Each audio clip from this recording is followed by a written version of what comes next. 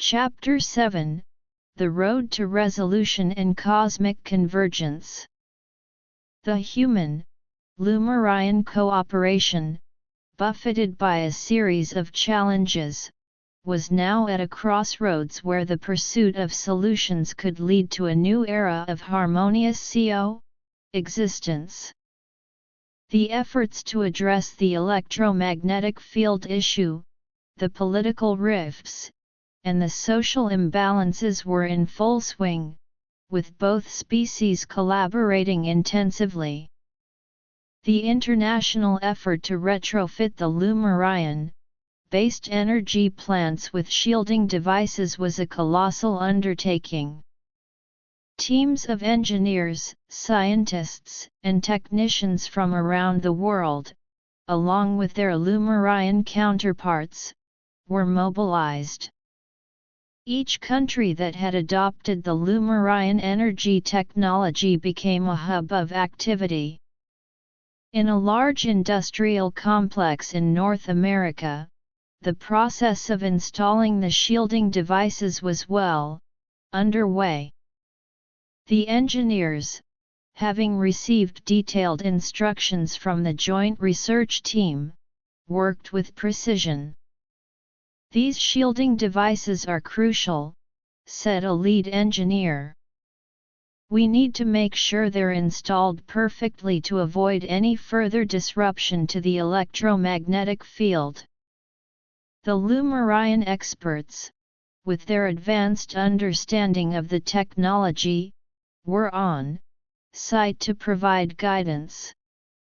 "The energy emissions from these plants need to be carefully contained," a Lumarian engineer explained. "But we also need to ensure that the energy production isn't compromised." As the retrofitting progressed, there were inevitable technical glitches.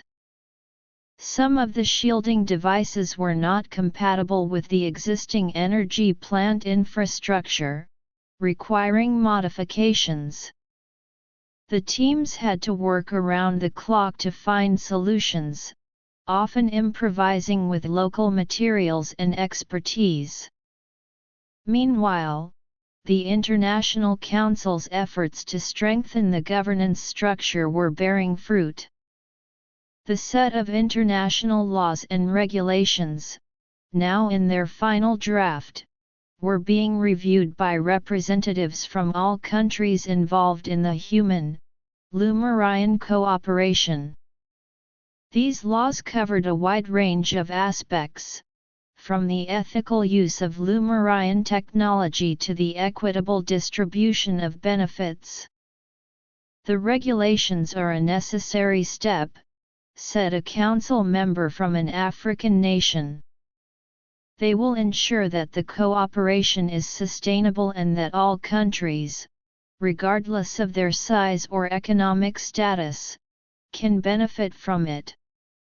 The monitoring body, now fully operational, was tasked with overseeing the implementation of these regulations.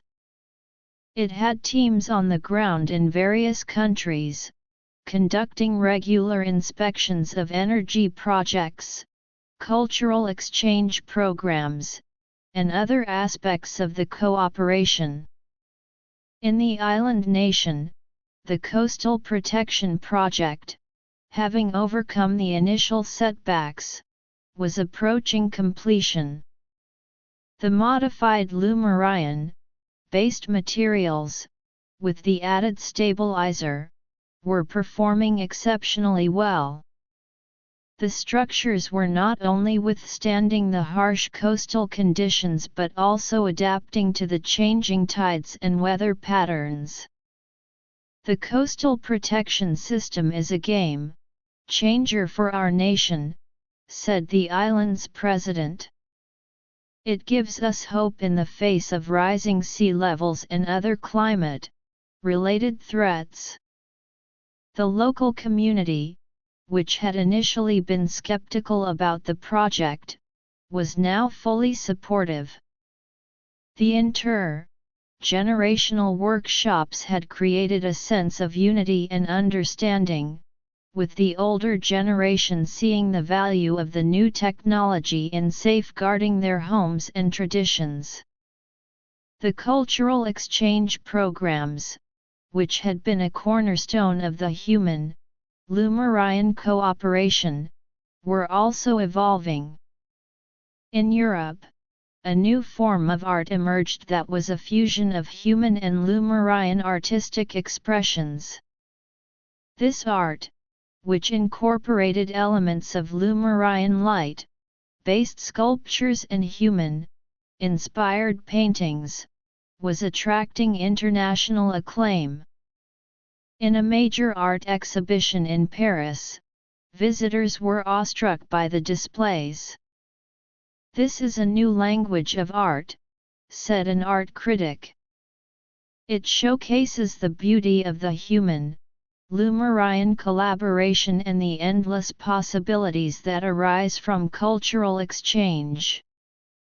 The language learning programs were also making significant progress. More and more people around the world were becoming proficient in Lumarian, facilitating better communication between the two species. Online platforms were developed, where people could interact with Lumarians in real time, sharing ideas, stories, and knowledge. However, the political rifts that had emerged in some countries still posed a challenge. Despite the efforts of the International Council and the support team, a few countries remained hesitant to fully embrace the cooperation. These countries were concerned about losing their sovereignty and control over their domestic affairs. Lily, along with a delegation of international representatives and Lumarians, visited these countries to engage in high-level diplomatic talks. The human, Lumarian cooperation is not about losing sovereignty, Lily emphasized. It's about gaining access to knowledge and resources that can benefit your people and the world at large. Zara added, "We respect the sovereignty of each nation. Our cooperation is based on mutual trust and the desire to create a better universe for all." During these diplomatic efforts, the support team also highlighted the success stories from other countries. They showed how the cooperation had led to economic growth, improved living standards, and cultural enrichment. Slowly but surely, some of the hesitant countries started to change their stance. In one such country, after a series of in-depth discussions, the government announced its renewed commitment to the human, Lumarian cooperation. "We have seen the light," said the country's prime minister. "We realize that by working together, we can achieve more than we can alone." As the situation in these countries improved, the overall atmosphere of the human, Lumarian cooperation became more positive. The media, which had been reporting on the challenges, now started to focus on the success stories.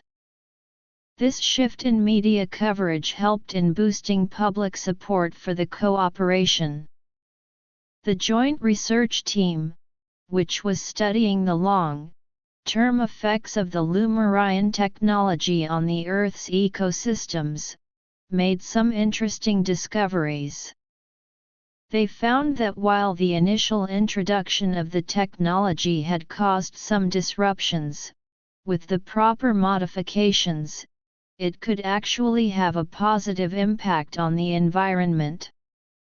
For example, the Lumarian inspired energy plants, when properly shielded, could help in reducing air pollution by replacing fossil fuel-based energy sources.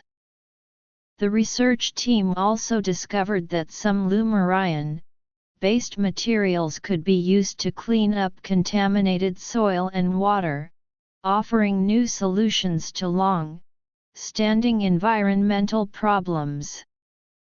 The International Council, armed with this new information, launched a global awareness campaign. They wanted to showcase the potential of the human-Lumarian cooperation in addressing environmental challenges. The campaign included public seminars, media outreach, and educational programs in schools and universities. In a public seminar in Asia, a scientist presented the research findings. The human-Lumarian cooperation is not just about technology and culture, the scientist said. It's about finding solutions to the most pressing environmental problems facing our planet. The public response to the campaign was overwhelming. People from all over the world started to see the cooperation in a new light, as a means to create a more sustainable future. This new-found public support gave a fresh impetus to the various projects and initiatives under the human-Lumarian cooperation. The energy projects, now with the shielding devices in place, were operating more efficiently. The cultural exchange programs were attracting more participants, and the social integration between the two species was becoming more seamless. As the cooperation continued to thrive, the Lumarians proposed a new initiative. They suggested the creation of a joint space exploration program. There are many wonders in the universe waiting to be discovered, Zara said. By working together, humans and Lumarians can embark on a journey of cosmic exploration. The International Council was immediately intrigued by the proposal. They saw it as an opportunity to further strengthen the human-Lumarian bond and to expand their knowledge of the universe. A feasibility study was launched, involving scientists, engineers, and policymakers from both species. The study explored various aspects of the proposed space exploration program, including the technology required, the potential destinations, and the long-term goals. The Lumarians, with their advanced space travel technology, provided valuable insights. We have been exploring the universe for centuries, a Lumarian scientist said. We can share our knowledge and experience to make this joint program a success. The human scientists, on the other hand, brought their unique perspective and innovative thinking. This is a once-in-a-lifetime opportunity, said a human astrophysicist. We can combine our research capabilities and unlock the secrets of the universe. As the feasibility study progressed, the excitement about the joint space exploration program grew. The public, having witnessed the success of the human-Lumarian cooperation on Earth, was eager to see what they could achieve in space. In Millfield, the birthplace of the human-Lumarian cooperation, the news of the proposed space exploration program was met with enthusiasm. The town, which had become a symbol of the successful collaboration, was now looking forward to contributing to this new initiative. Lily, reflecting on the journey so far, was filled with a sense of pride and anticipation. From a small encounter in the forest to the possibility of exploring the universe together, "It's been an incredible journey," she said. "I can't wait to see where this new initiative takes us." The International Council, too, was optimistic. They knew that there would still be challenges ahead, but they were confident in the strength of the human-Lumarian partnership. As they awaited the results of the feasibility study, they started to plan for the future of the cooperation. They discussed how to further integrate the two species, how to ensure the long-term sustainability of the various projects, and how to share the benefits of the cooperation with other planets and species in the universe. The human-Lumarian cooperation, having overcome numerous obstacles, was now on the verge of a new and exciting chapter. The road to resolution had been long and arduous, but it had led to a deeper understanding and a stronger bond between the two species. And as they looked towards the stars, they were ready to embark on a journey of cosmic convergence, united in their quest for knowledge, harmony, and the betterment of the universe. In the coming months, the feasibility study was completed, and the results were promising. The technology required for the joint space exploration program was within reach, and there were several potential destinations that could offer valuable insights into the nature of the universe. The International Council, based on these findings, gave the green light for the initial planning and development of the program. The planning phase involved setting up a joint space agency, with representatives from both humans and Lumarians. This agency would be responsible for coordinating all aspects of the space exploration, from mission planning to resource allocation. The agency also had to develop a set of protocols for the safety and well-being of the astronauts, who would be a mix of humans and Lumarians. The recruitment process for the astronauts began. There was a huge response from both species, with individuals from all over the world and Lumaria expressing their interest.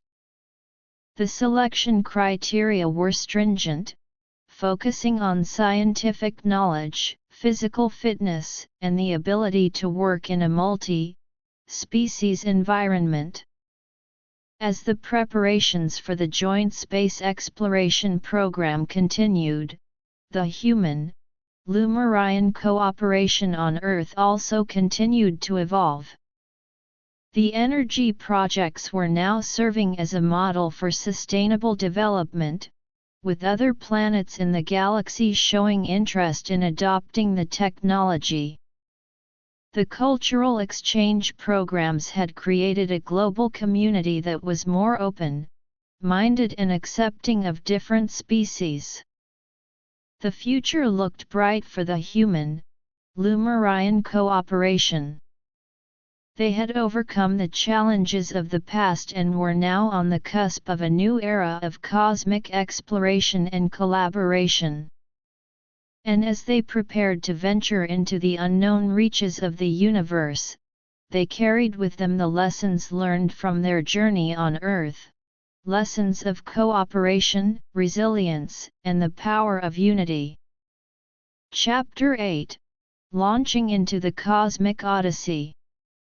The green light for the joint human-Lumarian space exploration program set in motion a flurry of activity across the globe and on Lumaria. The establishment of the Joint Space Agency, named the Cosmic Alliance Space Agency, CASA, was a momentous occasion. Representatives from both species gathered to formalize the structure, goals, and operational guidelines of this new entity. The headquarters of CASA was a marvel of architecture, a symbol of the combined ingenuity of humans and Lumarians. Located on a vast, specially designated area on Earth, the building incorporated Lumarian inspired energy, efficient designs and human-engineered functionality. The main hall was a large, open, spaced area with holographic displays that showcased the planned space missions, the technology involved, and the potential destinations. The selection process for the astronauts was intense. Prospective candidates underwent a series of rigorous physical, mental, and technical tests. For the human candidates, the Lumarian design tests added an extra layer of complexity. These tests were designed to assess their adaptability to the unique conditions of space travel, as well as their ability to work in harmony with Lumarian counterparts. One human candidate, Alex, a brilliant astrophysicist with a passion for exploration, found the Lumarian administered mental agility tests particularly challenging. "These tests are like nothing I've ever experienced," Alex said after a long day of evaluations. "They push you to think in ways that are completely different from our traditional human methods, but I can see how they're crucial for space exploration." On the Lumarian side, candidates were also put through a series of assessments that took into account the differences in human and Lumarian physiology and cultural norms. They needed to understand human behavior, emotions, and communication patterns to ensure a smooth, functioning crew. As the astronaut selection neared its end, the technology development for the space missions was in full swing. The spaceships being designed for the joint program were a fusion of Lumarian and human technologies.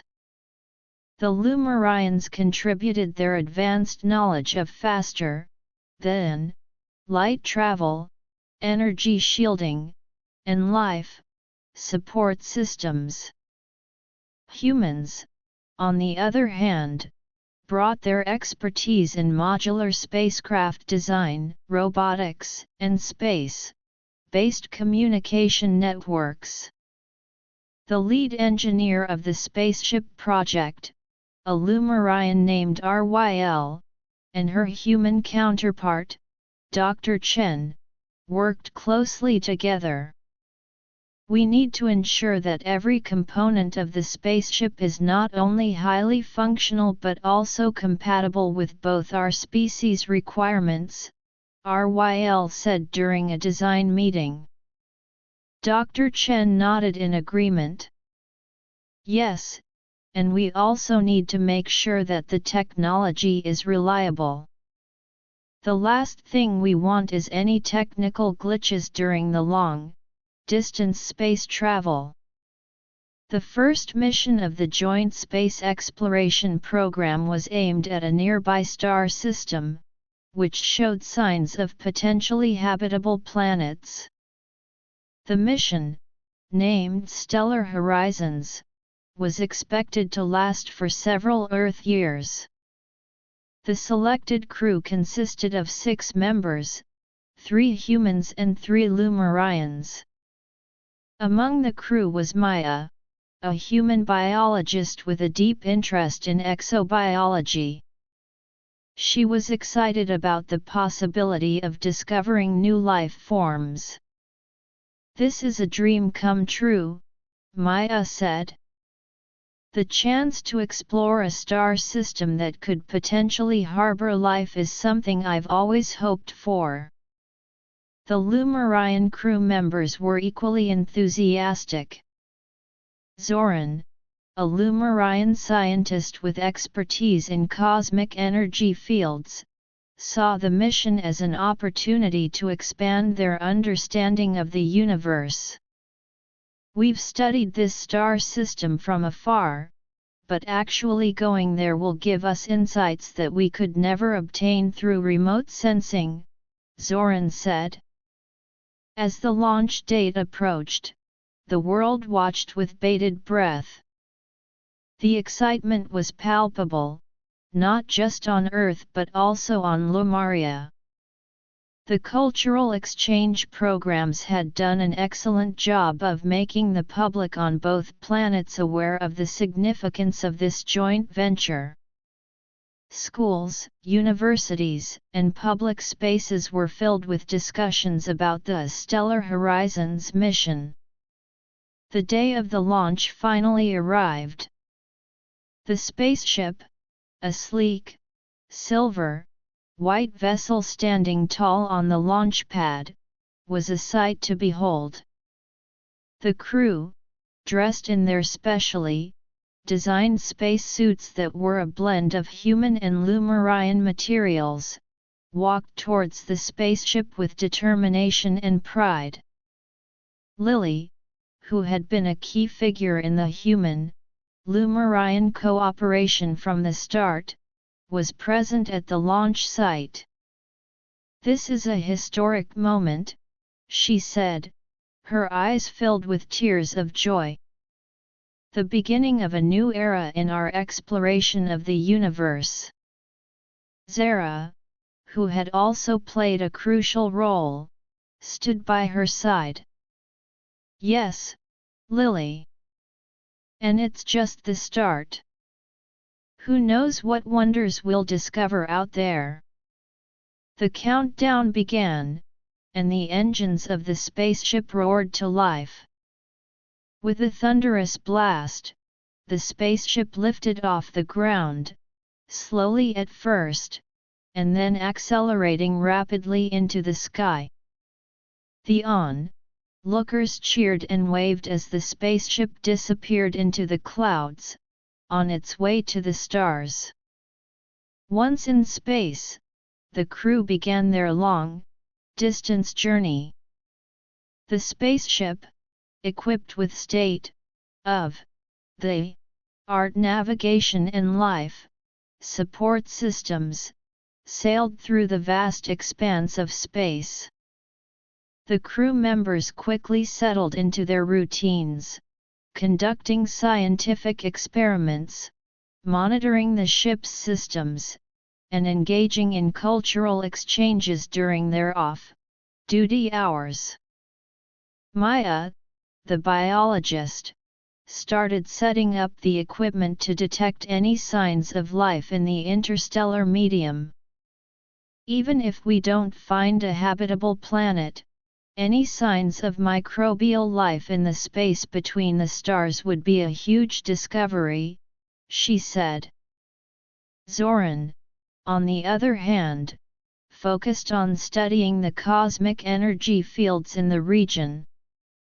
"These energy fields can tell us a lot about the formation and evolution of the star system we're approaching," he explained. As the spaceship neared the target star system, the crew faced their first major challenge. The ship's sensors detected an unexpected gravitational anomaly. This anomaly was causing fluctuations in the spaceship's trajectory, and if not corrected, it could lead the ship off course. The crew immediately went into action. The human and Lumarian engineers on board worked together to analyze the situation. They used the ship's advanced computational systems to model the gravitational forces at play and come up with a solution. After hours of intense work, they developed a plan to adjust the ship's thrusters to counteract the gravitational pull. "We need to fire the thrusters in a specific sequence to realign our trajectory," the human engineer, Jake, said. The Lumarian engineer, Lyra, double-checked the calculations. "The numbers look good. Let's execute the plan." With precision, the crew fired the thrusters as per the plan. The spaceship slowly but surely corrected its course, and the crew breathed a sigh of relief. As they entered the star system, the excitement on board reached a new high. The ship's sensors were flooded with data about the planets, asteroids, and other celestial bodies in the system. The first planet they encountered was a gas giant, with a swirling atmosphere of vibrant colors. The scientists on board were immediately captivated. "This gas giant is like nothing we've seen before," Maya said, analyzing the data from the sensors. The composition of its atmosphere could hold the key to understanding the formation of such planets. The crew then turned their attention to the inner planets of the star system. One of the planets, a rocky planet located in the habitable zone, showed promising signs. The sensors detected the presence of water vapor in the atmosphere, a crucial ingredient for life as we know it. "This could be it," Maya exclaimed. "We need to get closer and take a more detailed look." The spaceship maneuvered closer to the planet.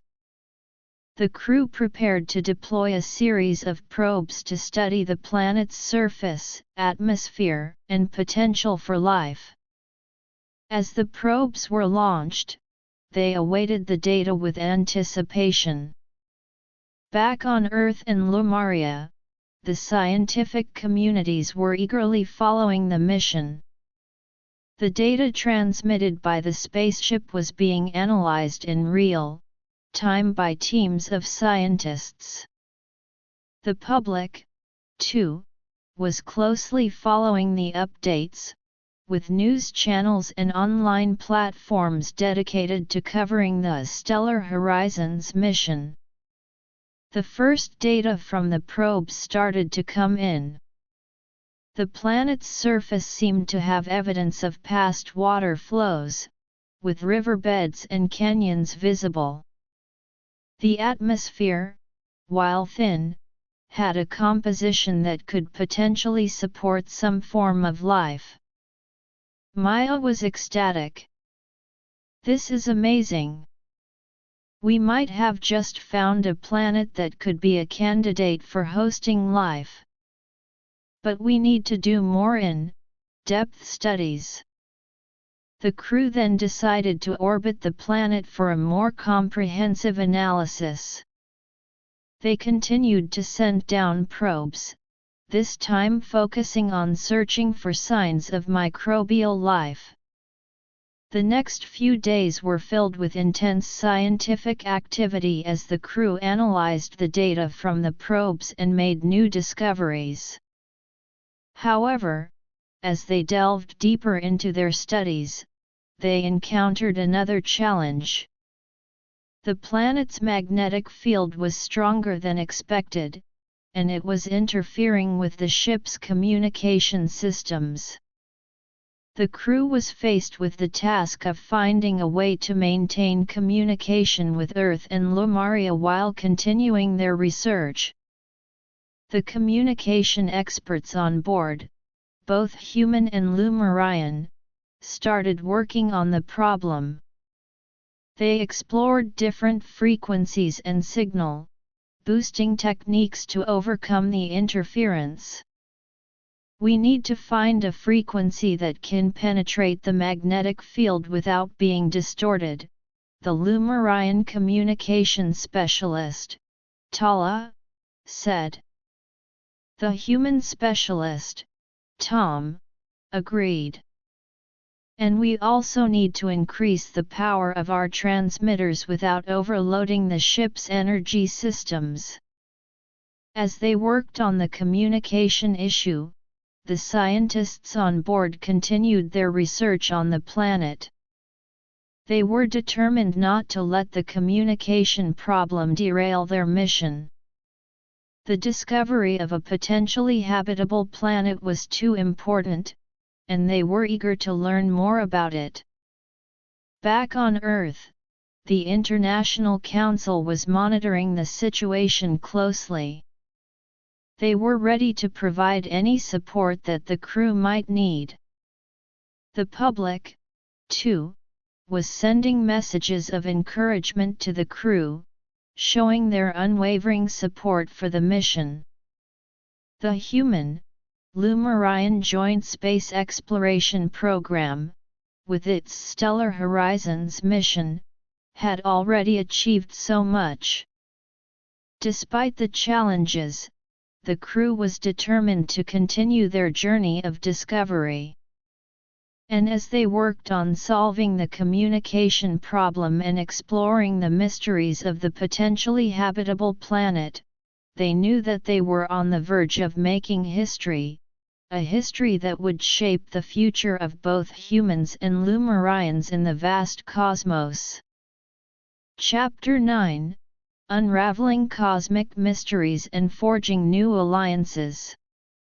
The crew of the Stellar Horizons mission, faced with the challenge of the planet's magnetic field interfering with their communication systems, worked tirelessly to find a solution. Tom and Tala, the communication specialists, experimented with a variety of frequencies and signal boosting technologies. Tom, his brow furrowed in concentration, adjusted the settings of the ship's communication array. "I'm trying a higher frequency band. It might have a better chance of cutting through the magnetic interference." Tala, monitoring the data on a holographic screen, nodded. "But we need to be careful. A higher frequency could also be more easily absorbed by the planet's atmosphere." After several hours of trial and error, they discovered a narrow frequency band that seemed to be promising. When they transmitted a test signal, it made it through the magnetic field with only minor distortion. "This could be it," Tala exclaimed. "Let's fine-tune the signal strength and modulation to make it more stable." With the communication issue gradually being resolved, the scientists on board could focus more intently on their studies of the potentially habitable planet. Maya and her team were particularly excited as they delved deeper into the search for signs of life. The probes they had deployed earlier had collected samples from the planet's surface and atmosphere. Back on the ship, Maya analyzed the data from the samples with a state-of-the-art genetic sequencing device. "These readings are fascinating," she said, her eyes wide with excitement. "There are some organic compounds present that could be the building blocks of life." Zoran, who was studying the planet's energy signatures, joined Maya. "And the energy distribution on this planet is also quite unique. It could potentially support biological processes if life does exist here." As they continued their analysis, they made an even more astonishing discovery. One of the probes had detected a faint, rhythmic energy signature that seemed to be coming from deep within the planet. "This could be a sign of some form of organized energy production," Maya speculated. "It's too regular to be a natural geological phenomenon." The crew decided to focus their efforts on investigating this mysterious energy signature. They positioned some of the probes to get a better reading and began to analyze the data in detail. Meanwhile, back on Earth and Lumaria, the news of the potentially habitable planet and the mysterious energy signature spread like wildfire. The scientific communities on both planets were abuzz with excitement.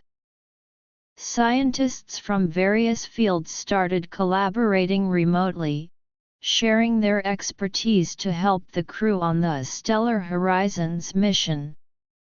In a large scientific conference on Earth, experts in exobiology, astrophysics, and energy studies gathered to discuss the data from the mission. This could be a game changer for our understanding of life in the universe, said a leading exobiologist. If we can confirm the existence of life on this planet, it would revolutionize our knowledge of the cosmos. On Lumaria, similar discussions were taking place. The Lumarian scientists, with their unique perspectives and advanced knowledge, were contributing valuable insights. The energy signature could be a sign of a highly advanced civilization, a Lumarian scientist proposed. We need to approach this with caution and respect. Back on the spaceship, the crew was making progress in their investigation of the mysterious energy signature. They had determined that the signature was originating from a large, underground complex. The complex seemed to be made of a material that was highly resistant to the probe's sensors, making it difficult to get a clear picture of what was inside. Jake, the engineer, suggested a new approach. We could use a more powerful sensor, one that can penetrate the outer layer of the complex. But we'll need to modify one of the probes to carry it. The crew quickly got to work. They disassembled one of the probes and installed the new sensor. The modified probe was then sent towards the underground complex. As it approached, the sensors on the ship picked up more detailed information about the structure. The complex was massive, with a series of interconnected chambers. The energy signature was stronger near the center of the complex. The crew was now more convinced than ever that there was something extraordinary happening inside. As they prepared to send the probe deeper into the complex, they received a message from Earth. The International Council, after consulting with the scientific communities on both planets, had given them the green light to proceed with caution.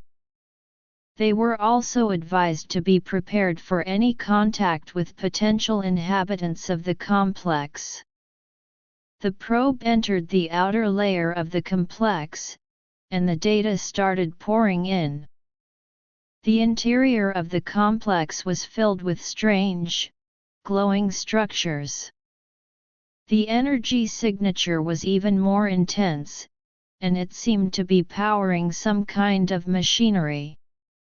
Suddenly, the probe detected a movement. A group of small, robotic-like creatures emerged from one of the chambers. The creatures were about the size of a human hand and had multiple appendages. They seemed to be scanning the probe with a series of sensors on their bodies. The crew watched in awe as the data from the probe was transmitted back to the ship. These could be some form of maintenance robots, Maya said. But we need to be careful. We don't know what their intentions are. The robotic creatures, after scanning the probe, seemed to recognize it as an alien object. They started to move towards a larger chamber, and the crew decided to follow the probe's feed. As the probe entered the chamber, they saw a larger, more complex structure. The structure was a central control unit, and around it were several larger robotic beings. These beings were more humanoid in shape, with a smooth, metallic exterior. They seemed to be communicating with each other using a form of energy-based signals. The crew, realizing that they might be on the verge of making first contact with an alien civilization, prepared themselves. They activated the ship's communication systems, using the newly discovered frequency to send a message of peace and friendship. The message was a simple one, consisting of basic mathematical equations, images of humans and Lumarians, and a greeting in multiple languages. The crew waited with bated breath for a response.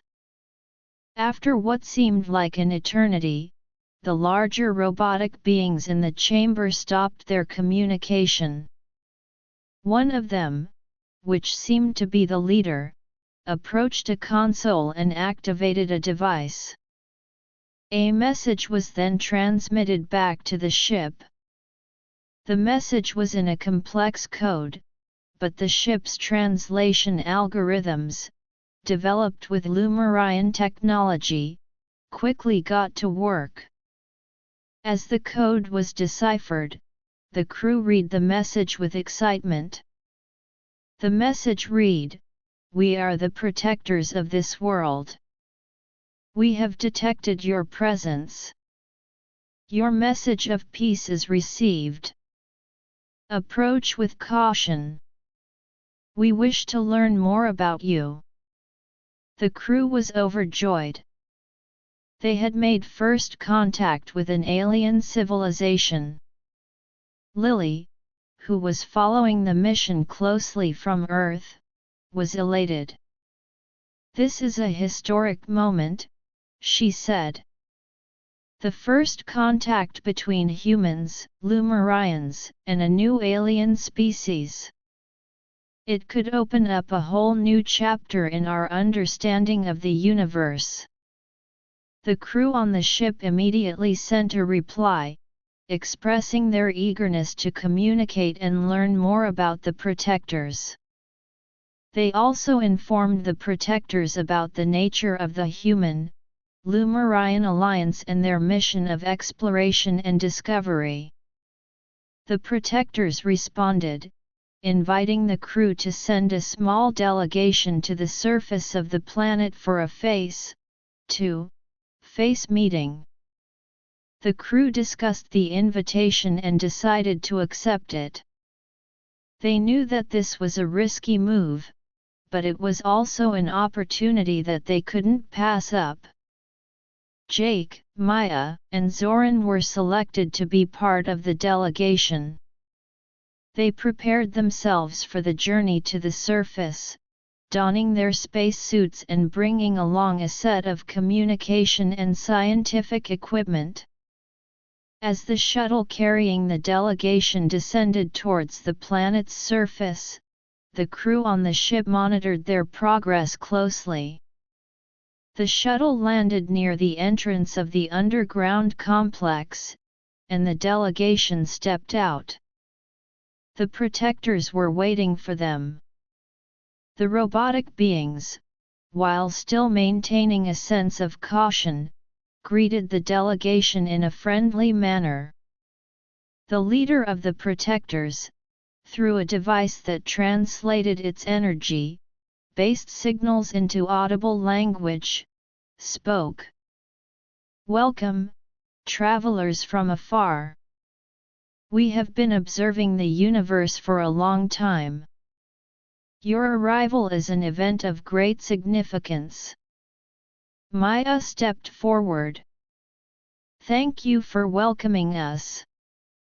We are eager to learn about your civilization and share our knowledge with you." The protectors then led the delegation into the complex. As they walked through the corridors, the delegation was amazed by the advanced technology and the unique architecture of the complex.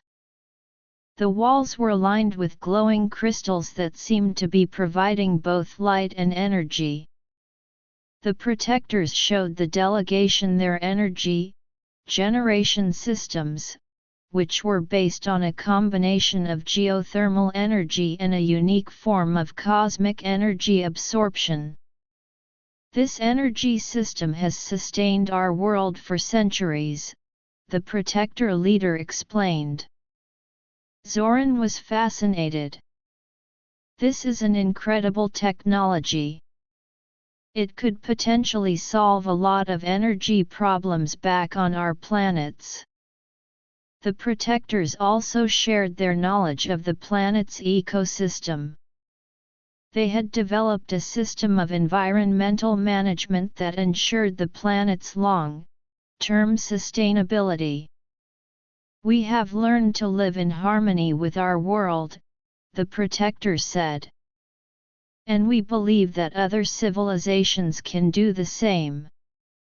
As the meeting progressed, the delegation and the protectors started to build a relationship of trust. They exchanged information about their cultures, technologies, and ways of life.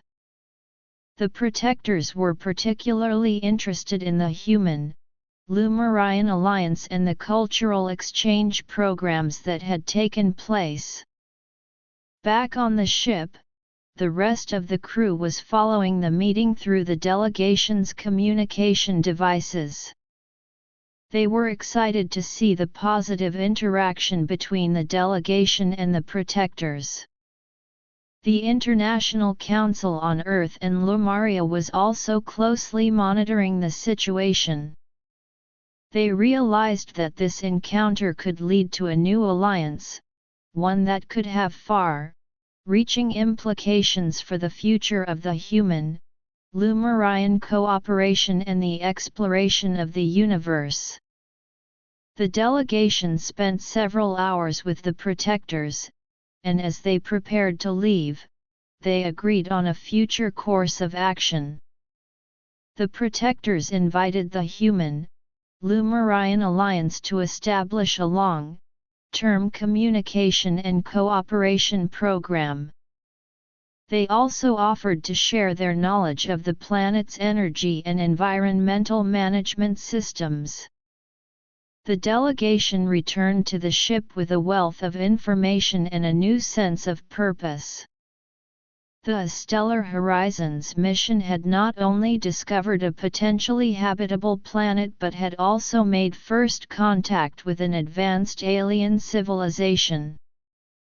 The crew knew that this was just the beginning of a new chapter in their cosmic odyssey, one that could lead to new alliances, shared knowledge, and a deeper understanding of the universe. Back on Earth and Lumaria, the news of the first contact spread like wildfire. The public was filled with excitement and anticipation. The scientific communities were already planning new research projects based on the information gathered from the protectors. The human, Lumarian alliance, now strengthened by the potential new alliance with the protectors, looked towards the future with hope and determination. They were ready to face the challenges and opportunities that lay ahead in their quest to explore the vast mysteries of the universe and build a more harmonious cosmic community. And as the Stellar Horizons mission continued, the crew on board the spaceship knew that they were at the forefront of a new era of cosmic exploration and cooperation. Chapter 10 – Building Bridges Across the Cosmos. The encounter with the protectors marked a new and exciting phase in the human, Lumarian cosmic exploration. Back on the spaceship, the crew of the Stellar Horizons mission immediately began to plan for the implementation of the long-term communication and cooperation program proposed by the protectors. The first step was to establish a more stable and secure communication link between the spaceship, Earth, Lumaria, and the protectors' underground complex. Tom and Tala, the communication specialists, worked with the Protector's communication experts to develop a unified communication protocol. This new protocol needs to be robust enough to withstand the various cosmic interferences and ensure seamless communication across vast distances, Tom said, poring over the technical specifications. The Protectors, with their advanced understanding of energy-based communication, contributed valuable insights.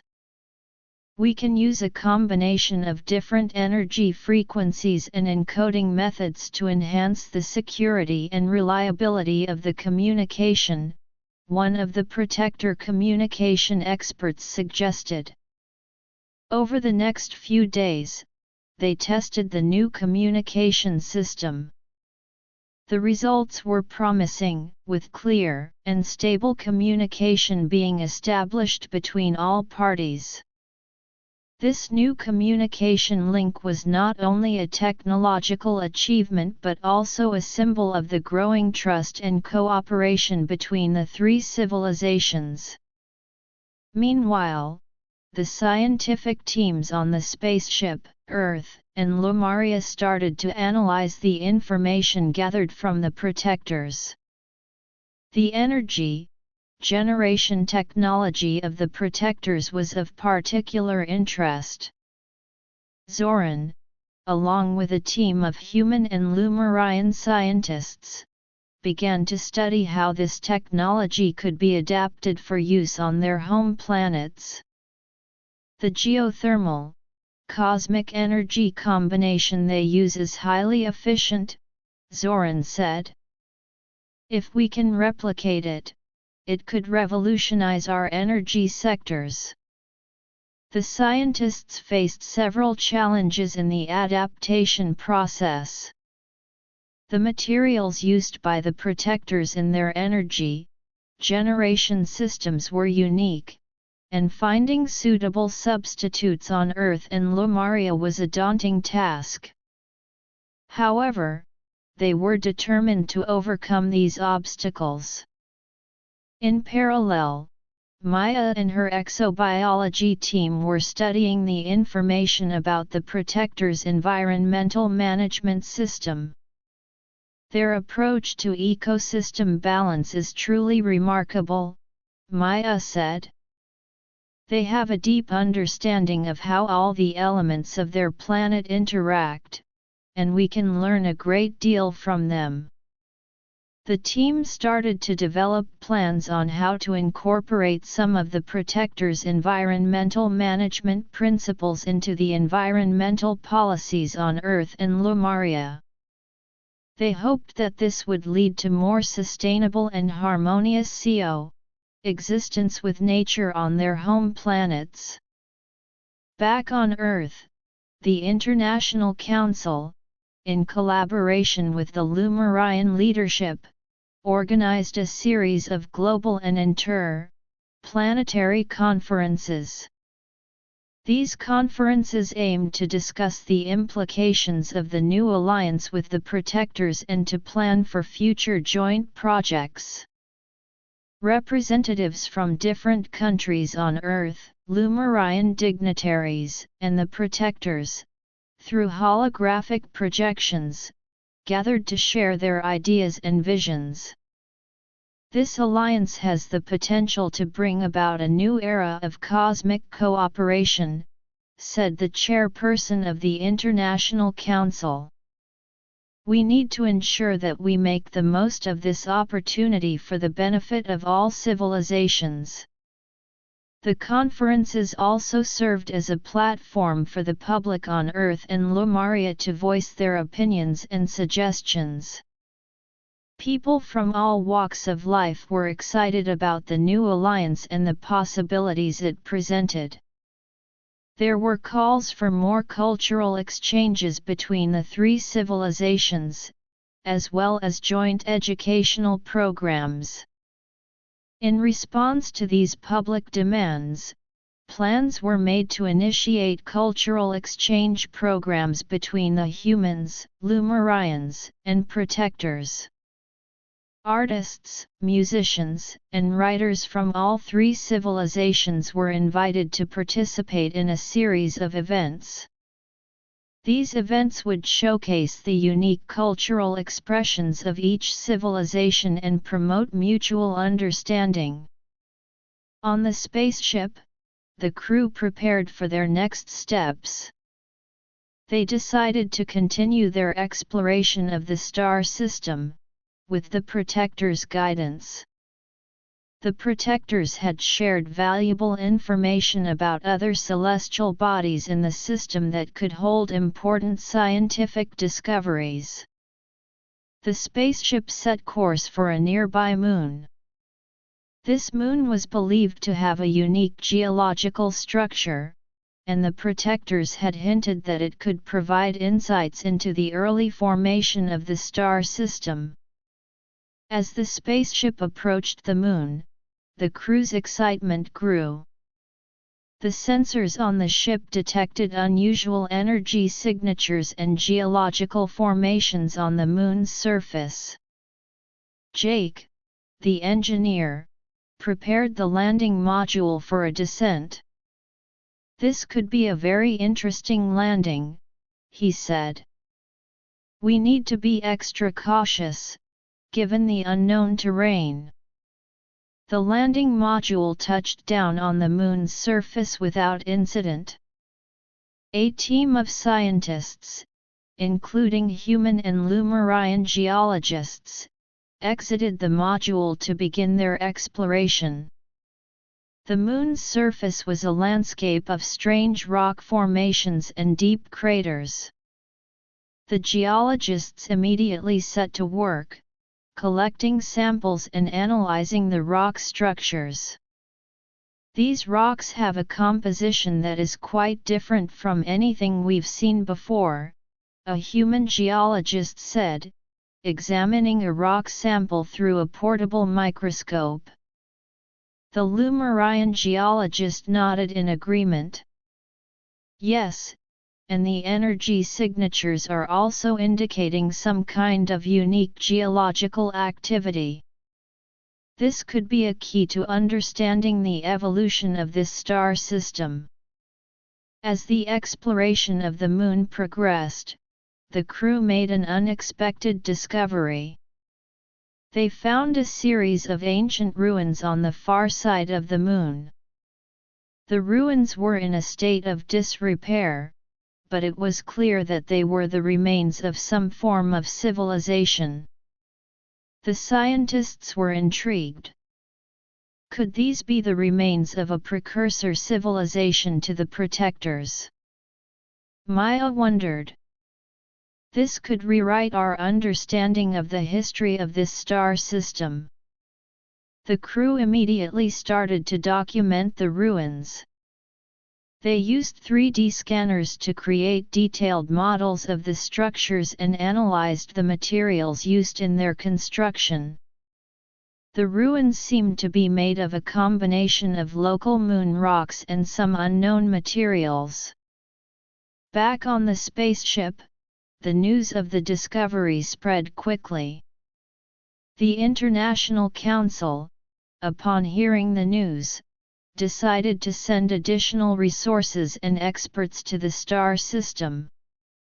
They recognized the potential significance of this discovery and wanted to ensure that a comprehensive study was conducted. The Protectors, too, were interested in the ruins. They sent a team of their own researchers to the moon to collaborate with the human, Lumarian crew. The combined efforts of the three civilizations' scientists led to a more in-depth exploration of the ruins. As they delved deeper into the study of the ruins, they found some inscriptions on the walls of the remaining structures.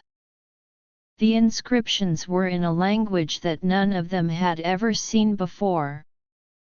However, with the help of the Lumarian translation technology and the Protector's knowledge of ancient scripts, they started to make progress in deciphering the inscriptions. The initial translations revealed that the ruins were indeed the remains of a precursor civilization.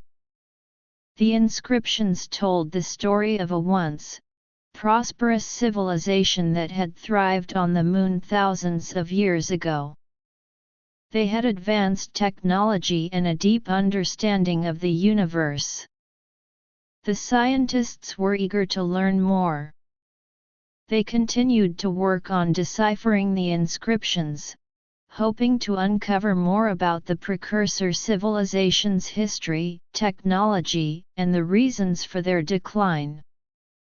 Back on Earth in Lumaria, the public was following the developments with great interest. The discovery of the precursor civilization was a major news story, and it further fueled the excitement about the cosmic exploration and the new alliances. The cultural exchange programs between the three civilizations also got underway. Artists from Earth created paintings and sculptures inspired by the Protector's unique energy-based art forms. Lumarian musicians collaborated with human musicians to create a new genre of music that blended the musical traditions of both species with the energy-based melodies of the Protectors. The educational programs were also making progress. Schools on Earth and Lumaria started to incorporate information about the Protector's culture, technology, and history into their curricula. Students were excited to learn about the new civilization and the ongoing cosmic exploration. As the human, Lumarian, Protector alliance continued to grow and evolve, they faced some challenges. The differences in their cultures and ways of thinking sometimes led to misunderstandings. However, through open communication and cultural sensitivity training, they were able to overcome these challenges. The exploration of the ruins on the Moon and the study of the precursor civilization were ongoing. The scientists were hopeful that their research would not only shed light on the history of the star system but also provide valuable insights into the development of civilizations in the universe. The Stellar Horizons mission, now a symbol of the new era of cosmic cooperation, continued to push the boundaries of knowledge. The crew, along with their new allies, was on a quest to uncover the mysteries of the universe and build a more connected and harmonious cosmic community. And as they looked towards the future, they knew that there were many more discoveries and challenges awaiting them in the vast expanse of the cosmos.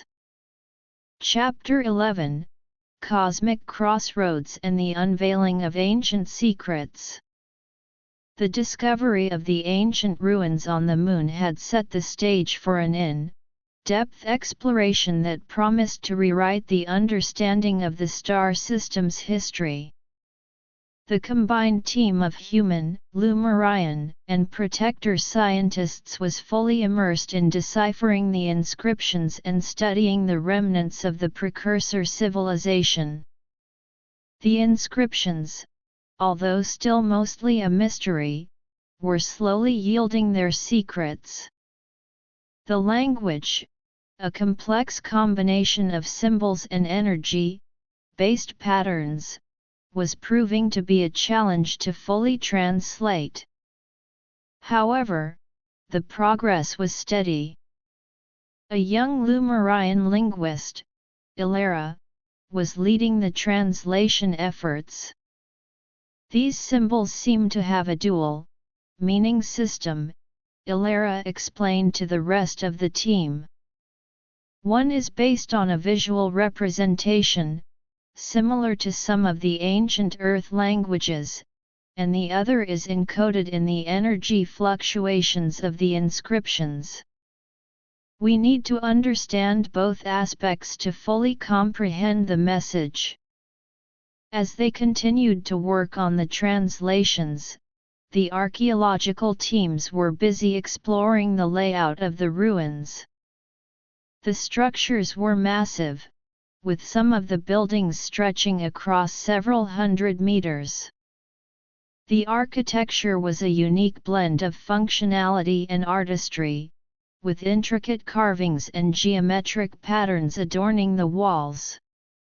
A human archaeologist, Dr. Carter, was fascinated by the design of the main building.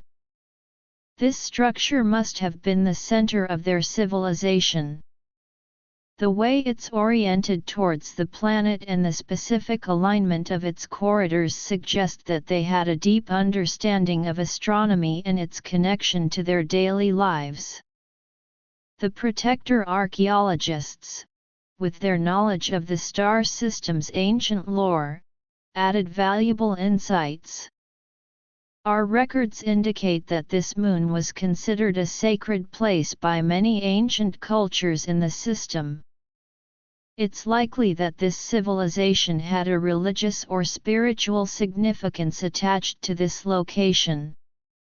While the scientists were focused on the ruins, the cultural exchange programs between the three civilizations were flourishing. On Earth, a large-scale exhibition was held, showcasing the art, music, and technology of the Protectors and Lumarians. The public was able to experience the unique aspects of the two alien cultures, from the light-based sculptures of the Lumarians to the energy-infused handicrafts of the Protectors. In Lumaria, human music and dance performances were drawing large crowds. The unique rhythms and movements of human art forms were a novelty to the Lumarians, and they were eager to learn more. The educational programs were also making headway, with students on both planets engaging in virtual exchanges with their counterparts from the other civilizations. Back on the Moon, the translation of the inscriptions reached a crucial milestone. Ilara and her team managed to decipher a long passage that seemed to be a historical account of the precursor civilization. The translation is still rough, but it appears that this civilization was highly advanced in energy manipulation, Ilara announced to the team. They were able to harness the power of the star in a way that was far beyond our current understanding. This might explain the unique energy signatures we've been detecting around the ruins. The passage also mentioned a great catastrophe that led to the decline of the civilization. It seems that they were experimenting with a powerful energy source, and something went horribly wrong, Dr. Carter said, summarizing the translated text. The resulting explosion or energy release was so great that it not only devastated their civilization but also had a long-term impact on the Moon's ecosystem. The scientists immediately started to search for evidence of this catastrophe. They scanned the Moon's surface and subsurface for signs of a large-scale energy event. The geologists, using advanced seismic and energy detection equipment, found some anomalies deep beneath the ruins. There are signs of a massive energy shockwave that originated from this area, a Lumarian geologist reported. The rocks have been severely distorted, and the energy signatures are consistent with a catastrophic event. As they delved deeper into the investigation, they also discovered a hidden chamber beneath the main building. The chamber was sealed with a material that was resistant to their scanning devices. The team decided to proceed with caution, as they had no idea what could be inside. Jake, the engineer, worked on developing a tool to open the chamber without causing any damage. "We need to be careful not to trigger any defensive mechanisms that might be in place," he said. "This could be a treasure trove of information about the precursor civilization." After several attempts, Jake managed to create a device that could penetrate the seal without causing a reaction. The chamber door slowly opened, revealing a room filled with strange, glowing crystals. The crystals were arranged in a complex pattern, and in the center of the room was a large, spherical object. The scientists were in awe. These crystals could be some form of energy storage or communication device, Maya speculated. And the sphere in the center might hold the key to understanding the full extent of their technology. They carefully entered the chamber and began to study the crystals and the sphere. The energy readings from the crystals were off, the charts, and the sphere seemed to be emitting a low-frequency energy signal. Back on Earth and Lumaria, the news of the hidden chamber spread like wildfire. The International Council decided to increase the resources dedicated to the mission. They sent more scientists, engineers, and advanced equipment to the star system to support the ongoing research. The protectors, too, were deeply interested in the findings. They shared some of their ancient texts that might be related to the precursor civilization. These texts provided additional context and clues about the technology and history of the long-lost culture. As the study of the chamber continued, the scientists faced another challenge. The energy signals from the sphere were starting to interfere with their equipment. The signals seemed to be growing stronger, and there was a risk that it could damage the sensitive scientific instruments. Tom and Tala, the communication experts, were called in to help. "We need to find a way to shield our equipment from these energy signals," Tom said. "But we also need to understand what these signals are trying to convey." Tala nodded. "I'll try to analyze the frequency patterns of the signals. Maybe we can find a way to communicate with whatever is generating them." While they were working on the energy signal problem, the cultural exchange programs faced a different kind of challenge. Some conservative groups on Earth and Lumaria were starting to voice their concerns about the rapid pace of cultural integration. They were worried that the unique identities of their respective civilizations would be lost in the process. The International Council, along with the leaders of the three civilizations, addressed these concerns. "The cultural exchange is about enriching our civilizations, not erasing our identities," said the Lumarian leader. "We can learn from each other while still preserving our unique heritages." On Earth, a series of town hall meetings were held to discuss the cultural exchange.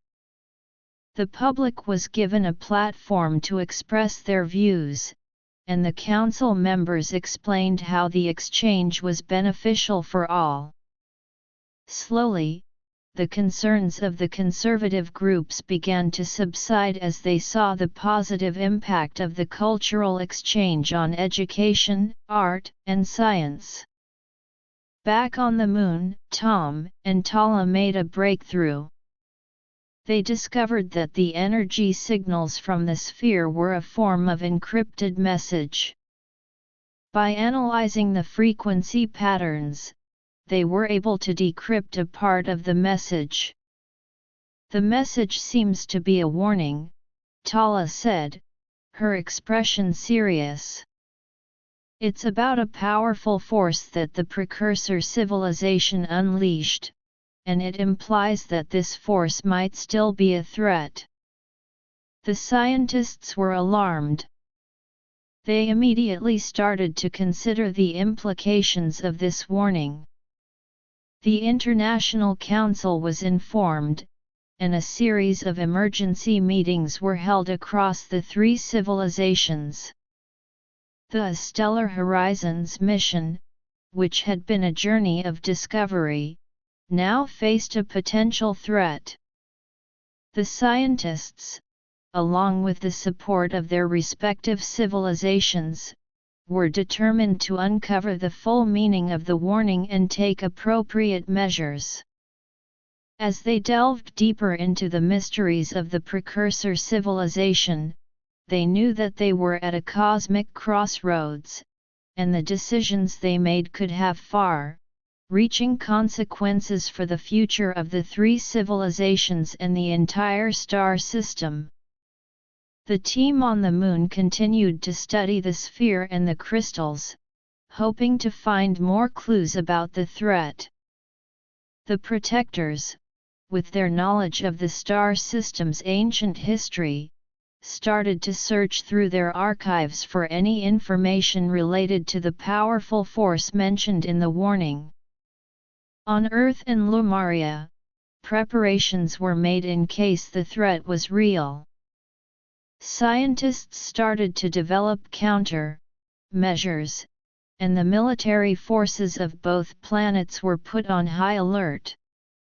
However, everyone hoped that they could find a peaceful solution to whatever danger lay ahead. The cultural exchange programs, although facing some setbacks, continued. The artists, musicians, and educators believed that the bonds they were creating between the three civilizations were more important than ever in the face of this potential threat. And as they waited for more answers, the human, Lumarian, and protector civilizations stood united, ready to face whatever challenges the universe had in store for them. Chapter 12: Confronting the Cosmic Threat and Seeking Solutions. The revelation of the potential cosmic threat sent shockwaves through the human, Lumarian, and protector civilizations. The teams on the Moon redoubled their efforts to decipher the remaining messages from the sphere and understand the nature of the danger. Tom and Tala, having made the initial breakthrough in decrypting the warning, continued to work on the complex energy-based code. "The more we decrypt, the more concerned I become," Tom said, his brow furrowed in concentration. "The language is highly symbolic, and we're still missing a lot of context." Tala nodded, her eyes fixed on the holographic display showing the energy-frequency patterns of the message. "We need to cross-reference this with the Protector's ancient texts and the inscriptions on the ruins. There has to be more clues there." Meanwhile, the scientists studying the crystals in the hidden chamber were making some interesting discoveries. The crystals, it seemed, were not just energy storage devices but also had a role in the communication system of the precursor civilization. A human scientist, Dr. Singh, was examining the energy flow within the crystals. "These crystals are fascinating," Dr. Singh said. "They can store and transmit energy in a way that's both efficient and highly regulated. I think they were used to amplify and direct the messages sent from the sphere. The Protector scientists, drawing on their knowledge of ancient technologies, suggested that the crystals might also have been used for defensive purposes.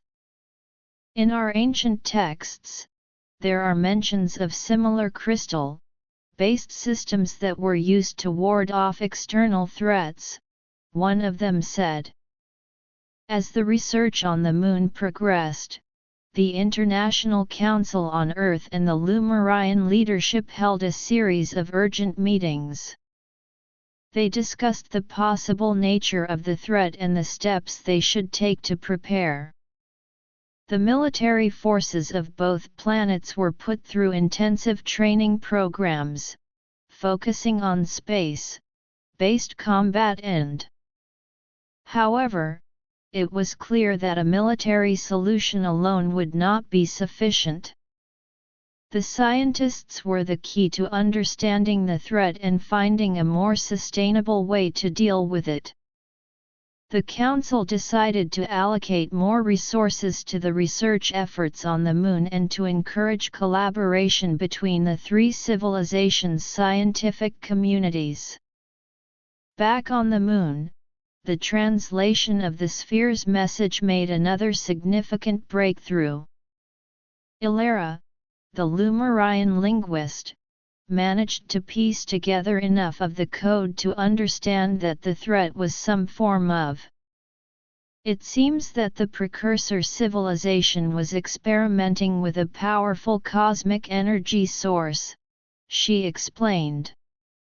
But they lost control of it, and this energy entity has been dormant, but it might be awakening. The news was alarming.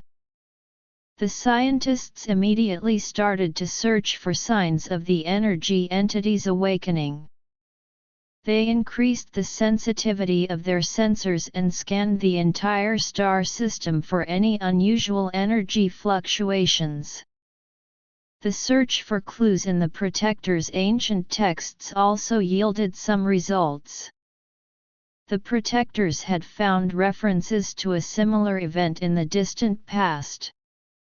Our ancestors recorded a time when a great energy disturbance occurred in this star system, a Protector historian said. It led to the destruction of several ancient civilizations. We believe this could be related to the same energy entity. With this new information, the scientists hypothesized that the energy entity might be attracted to high energy sources. The ruins on the Moon, with their still active energy signatures from the precursor civilization's technology, could potentially be a beacon for the awakening entity. The team on the Moon decided to take precautions. They started to develop a device that could dampen the energy signatures of the ruins, reducing the risk of attracting the energy entity.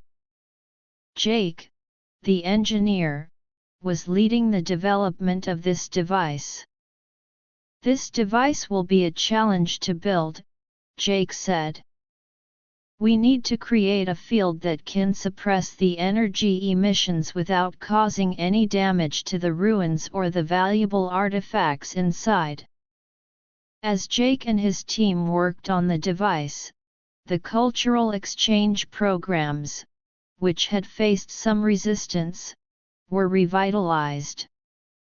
The realization of the common threat had united the three civilizations, and the importance of cultural exchange as a means of strengthening their bond became even more evident.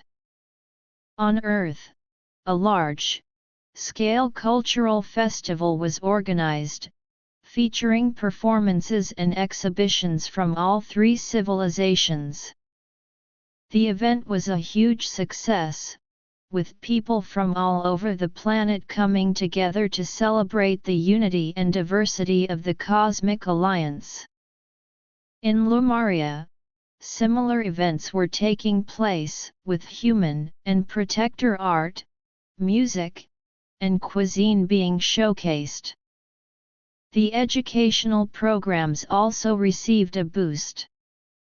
Schools and universities across the three civilizations started to collaborate on joint research projects related to the cosmic threat.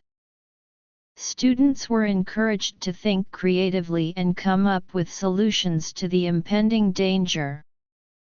Back on the Moon, Jake's team finally completed the energy dampening device. They installed it around the ruins, and it seemed to be working. The energy signatures of the ruins were significantly reduced, and the sensors detected no signs of an immediate response from the potential energy entity. However, the scientists knew that this was just a temporary measure. They still needed to find a way to neutralize the energy entity permanently. The research on the sphere and the crystals continued, with the hope of finding a weakness in the energy entity's structure or behavior. As the days passed, the scientists made another discovery. The sphere, in addition to sending warnings, seemed to be storing a set of instructions. These instructions were encrypted in a different part of the energy-based code, and it took the combined efforts of the human, Lumarian, and Protector scientists to decrypt them.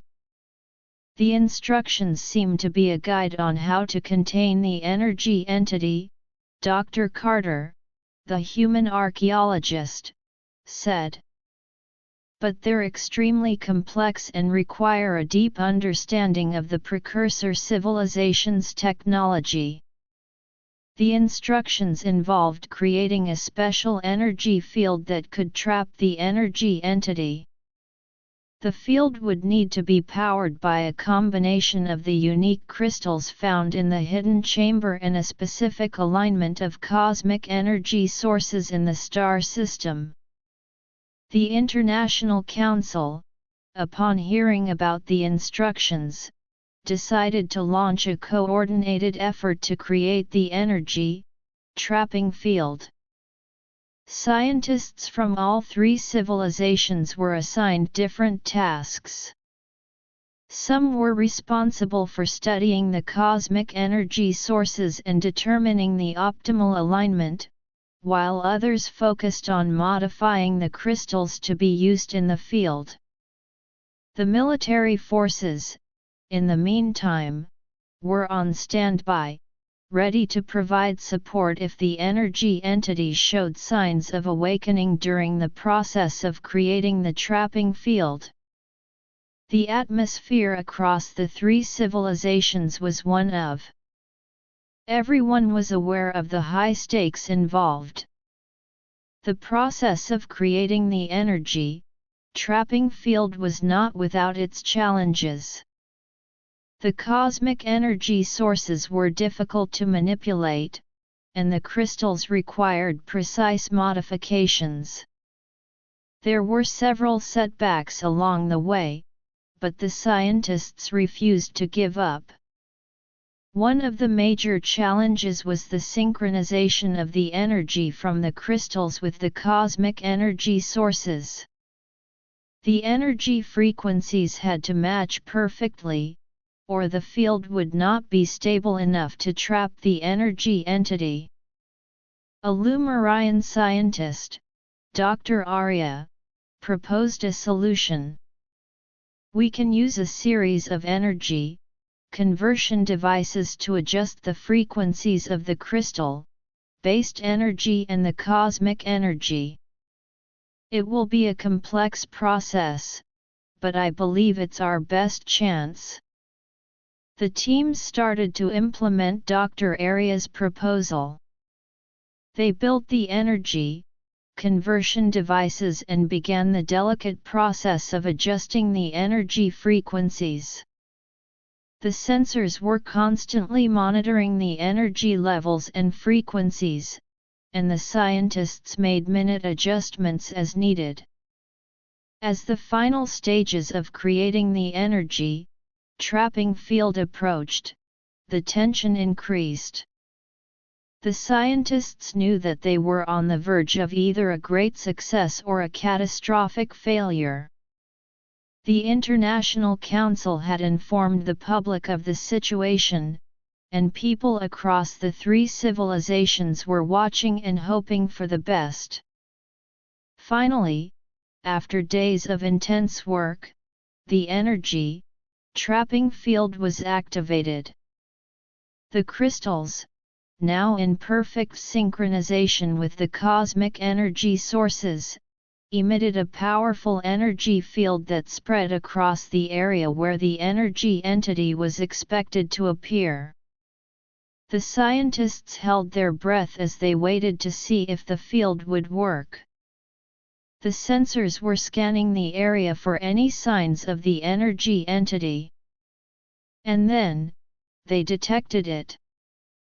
A large, swirling mass of energy was approaching the field. The energy entity seemed to be struggling against the field, but the field held. The scientists cheered. It seemed that their efforts had paid off. The energy entity was trapped, and the threat to the three civilizations was, for the moment, contained. However, they knew that this was not the end. They needed to find a way to either neutralize the energy entity or find a more permanent solution to keep it contained. But for now, they had bought themselves some time. The news of the successful containment of the energy entity spread across the three civilizations. There was a sense of relief and celebration. The cultural exchange programs, which had played an important role in uniting the civilizations during this crisis, continued to thrive. The educational programs also expanded, with a new focus on understanding the precursor civilizations' technology and how to prevent similar threats in the future. The Stellar Horizons mission had faced a major challenge and overcome it, at least temporarily. The human, Lumarian, and Protector civilizations were now more united than ever, and they looked towards the future with a new sense of determination to explore the cosmos, learn from the past, and safeguard their civilizations from any future threats. Chapter 13, Post, Threat Reconstruction and the Pursuit of Cosmic Wisdom. The successful containment of the energy entity was a momentous achievement for the combined human, Lumarian, and Protector civilizations. However, the experience had left them with a deep sense of responsibility and a desire to prevent similar threats in the future. The period following the containment was one of reconstruction, reflection, and a renewed pursuit of cosmic wisdom. On the Moon, the scientific teams continued their study of the energy trapping field and the trapped energy entity. They were determined to understand the entity better, not only to ensure its continued containment but also to learn from its unique properties. Dr. Singh, the human scientist who had been studying the crystals, was now leading a team focused on analyzing the entity's interaction with the field. The energy entity is like nothing we've ever encountered, Dr. Singh said. It seems to be composed of a form of energy that defies our current understanding of physics. By studying its interaction with the trapping field, we might be able to unlock new scientific knowledge. The Protector scientists, with their long-standing knowledge of the star system's ancient threats, were also deeply involved. Our ancestors faced similar, though perhaps less powerful, energy anomalies, one of them explained. But this entity is on a different scale. Understanding it could give us insights into the fundamental forces of the universe. Back on Earth and Lumaria, the news of the successful containment had a profound impact on the public. There was a wave of celebration, but also a new, found sense of awareness about the potential dangers that lurked in the cosmos. The cultural exchange programs, which had been a source of unity during the crisis, now took on a new significance. In a large city on Earth, a cultural exhibition was held to showcase the achievements of the three civilizations during the threat containment mission. The exhibition featured not only the technology used to create the trapping field but also the art and music that had emerged from the cultural exchange.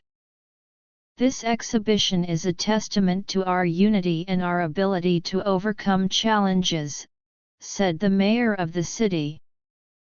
In Lumaria, similar events were taking place. The Lumarians, known for their love of knowledge and enlightenment, organized a series of seminars on the lessons learned from the encounter with the energy entity. These seminars were open to both Lumarians and humans, and they attracted a large number of participants. The educational systems on both planets underwent significant changes.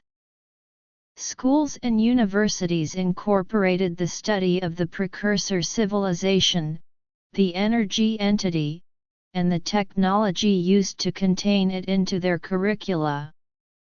Students were encouraged to think critically about cosmic threats and to develop solutions for future challenges. In a classroom on Earth, a teacher was discussing the energy trapping technology with her students. This technology is a prime example of what we can achieve when we work together, she said. It combines the knowledge of the Protector's ancient wisdom, the Lumarians' advanced understanding of energy, and our human ingenuity. The International Council, recognizing the importance of long-term cooperation, decided to establish a permanent Cosmic Threat Research Institute. This institute would be a collaborative effort between the three civilizations, dedicated to researching and preventing future cosmic threats. The institute would have branches on Earth, Lumaria, and in the Protector's underground complex. The selection process for the researchers to staff the institute was highly competitive. Scientists from all three civilizations vied for the positions, eager to contribute to the cause. The chosen researchers were a diverse group, representing different fields of study, from astrophysics and energy research to archaeology and cultural studies. One of the selected researchers, a young human astrophysicist named Dr. Lee, was excited about the opportunity. "This institute is a dream come true," Dr. Lee said. "It will allow us to work together across civilizations to understand the mysteries of the universe and protect ourselves from potential threats." As the Cosmic Threat Research Institute started to take shape, the teams on the Moon were making new discoveries about the energy entity. They found that the entity was not completely static within the trapping field. It seemed to be trying to adapt, sending out weak energy pulses that were gradually changing the field's properties. "This is a cause for concern," Dr. Singh said. "If the entity continues to adapt, it might find a way to break free from the field. We need to find a more permanent solution." The scientists, in response, started to develop a secondary containment system. This system would be designed to reinforce the existing energy trapping field and prevent the entity from breaking free.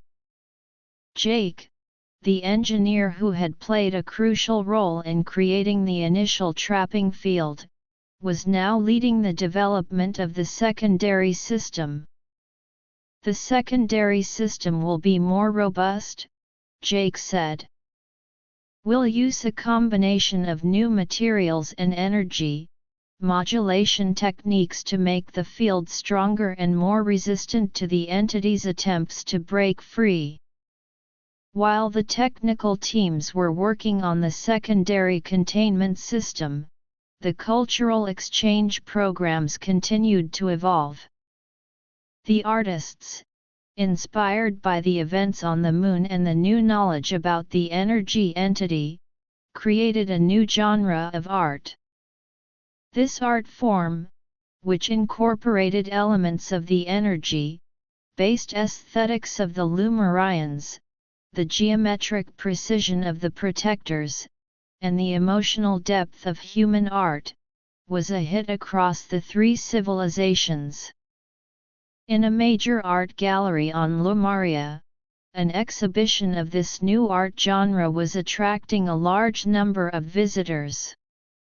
This art is a reflection of our shared experiences and the new understanding we have of the universe, said an art critic. It shows how our civilizations are coming together to create something truly unique. The musicians also got in on the act. A collaborative music project between human, Lumarian, and Protector musicians was launched. The music, which combined the harmonious melodies of humans, the energy-infused rhythms of Lumarians, and the deep-toned chants of the Protectors, was a new form of cosmic music. As the cultural exchange flourished, the scientists on the Moon were facing another challenge. The energy entity was starting to emit a strange, high-frequency signal. The signal was not like any of the previous energy emissions, and it was causing interference with the communication systems on the Moon and between the Moon, Earth, and Lumaria. Tom and Tala, the communication experts, were once again called into action. This signal is different from anything we've encountered before, Tom said. It's highly complex, and it's disrupting our communication channels in a way that's difficult to counter. Tala agreed. We need to analyze the signal's frequency patterns and try to find a way to either block it or understand its purpose. The scientists on the Moon, along with the researchers at the newly established Cosmic Threat Research Institute, started to collaborate on solving the communication interference problem. They hypothesized that the signal might be a form of distress call or an attempt by the energy entity to communicate with other entities in the universe. As they delved deeper into the analysis of the signal, they also continued their work on the secondary containment system. The development of the system was progressing, but they knew that they needed to solve the communication problem quickly.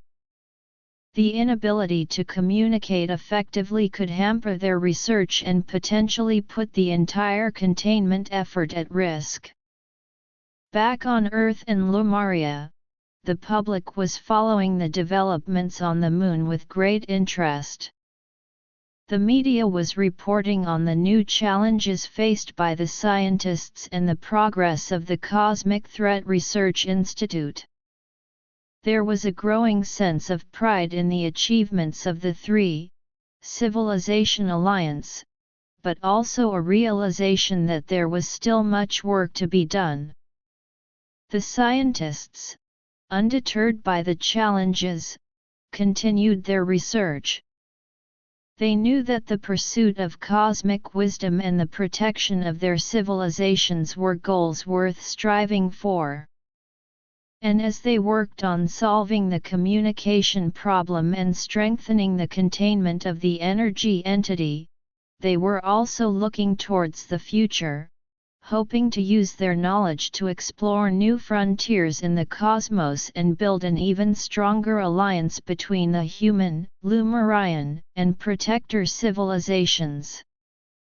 The International Council, in the meantime, was also planning for future cosmic exploration. They believed that the lessons learned from the encounter with the energy entity would be invaluable in their future endeavors. They were considering new missions to other star systems, with the aim of discovering more about the universe and potentially finding allies or resources that could help them in their ongoing quest for cosmic security. The Stellar Horizons mission, which had started as a simple exploration of a nearby star system, had now become a symbol of the three civilizations' determination to face the unknown, learn from it, and use that knowledge to build a better future in the vast cosmos. And as they faced each new challenge, they were reminded of the strength of their alliance and the importance of their shared pursuit of cosmic wisdom. Chapter 14 – Deciphering the Signal and Expanding Cosmic Alliances. The high-frequency signal emitted by the trapped energy entity was a puzzle that the combined scientific teams of the human, Lumarian, and protector civilizations were determined to solve. Tom and Tala, leading the communication, analysis efforts, worked around the clock, poring over the complex frequency patterns. The signal seems to be composed of multiple sub-frequencies, Tala noted, her eyes fixed on the holographic display showing the signal's spectral analysis. It's as if there are different layers of information encoded within it. Tom nodded in agreement. We need to separate these sub-frequencies and analyze them individually. It's a painstaking process, but it's our best bet to understand what the energy entity is trying to convey. The scientists at the Cosmic Threat Research Institute on Earth, Lumaria, and in the Protectors Complex were also contributing to the analysis. They shared their knowledge of different energy-based communication systems and proposed various decoding algorithms. A Lumarian researcher, Dr. Vox, suggested a new approach. Based on our understanding of ancient energy-based languages, this signal might be using a form of frequency shift keying. If we can identify the key patterns, we might be able to start decoding the message. The teams on the Moon immediately implemented Dr. Vox's suggestion. After hours of intense analysis, they managed to isolate a recurring pattern within the sub-frequencies. This pattern seemed to be the key to unlocking the first layer of the message. As they started to decode the message, the development of the secondary containment system was reaching a crucial stage. Jake and his engineering team had designed a prototype that was ready for testing. The secondary system was based on a combination of advanced materials and energy manipulation techniques. The new system uses a lattice of Lumarian made energy conducting fibers, Jake explained. These fibers will be able to reinforce the existing trapping field and adapt to any changes in the energy entity's attempts to break free. The testing of the secondary containment system was a nerve-wracking experience. The team activated the system, and it integrated seamlessly with the existing energy trapping field. The sensors showed that the field had become significantly stronger, and the energy entity's attempts to disrupt it were having less of an effect. Meanwhile, the decoding of the signal was making progress. The first part of the message that they managed to decipher was a series of symbols and numbers. The symbols were similar to some of the inscriptions found on the ruins of the precursor civilization, but the numbers were in a base, 12 numerical system, which was new to the scientists. Ilara, the Lumarian linguist, was called in to help with the interpretation of the symbols. These symbols seem to be related to the precursor civilization's concept of energy flow and balance, she said. But the numbers are a mystery. We need to figure out what they represent in the context of this message. The scientists hypothesized that the numbers might be coordinates or some form of measurement related to the energy entity or its origin. They started to cross-reference the numbers with the data they had collected about the star system, the energy entity, and the precursor civilization. Back on Earth and Lumaria, the public was eagerly following the developments. The news of the successful testing of the secondary containment system and the progress in decoding the signal was met with a sense of relief and excitement. The cultural exchange programs, which had been thriving, were now incorporating elements of the energy entity research. In a school on Earth, students were creating art projects inspired by the energy entity and the decoding process. One student, Sarah, had painted a large mural depicting the energy trapping field and the mysterious signal as a series of colorful waves. I want to show how science and art can come together to understand the universe, Sarah said. In Lumaria, a group of musicians was composing a new piece of music based on the rhythm of the energy entity's signal. The music was a blend of traditional Lumarian melodies and the unique frequency patterns of the signal, creating a haunting and otherworldly sound. As the scientists continued to work on deciphering the message, they made another breakthrough. They realized that the base, 12 numerical system was related to the rotation of a specific celestial body in the star system. By correlating the numbers with the orbital data of the planets and moons, they were able to determine that the numbers were indeed coordinates. The coordinates pointed to a region in the outer reaches of the star system. The scientists were intrigued. This could be the origin of the energy entity, Dr. Singh said. Or it could be a location where there's more information about it. The International Council, upon hearing this news, decided to send an exploratory mission to the coordinates. The mission would be a joint effort between the three civilizations, with a team of scientists, engineers, and security personnel on board. The selection of the crew for the mission was a rigorous process. The candidates had to have a deep understanding of the energy entity research, be proficient in handling advanced space travel technology, and be able to work effectively in a multi-civilization team. Among the selected crew members was a protector scientist named Cora. "I'm honored to be part of this mission," Cora said. This could be a turning point in our understanding of the energy entity and its threat. The spaceship, equipped with state-of-the-art technology, set off towards the coordinates. As they traveled through the star system, the crew continued to analyze the signal and the data they had collected so far.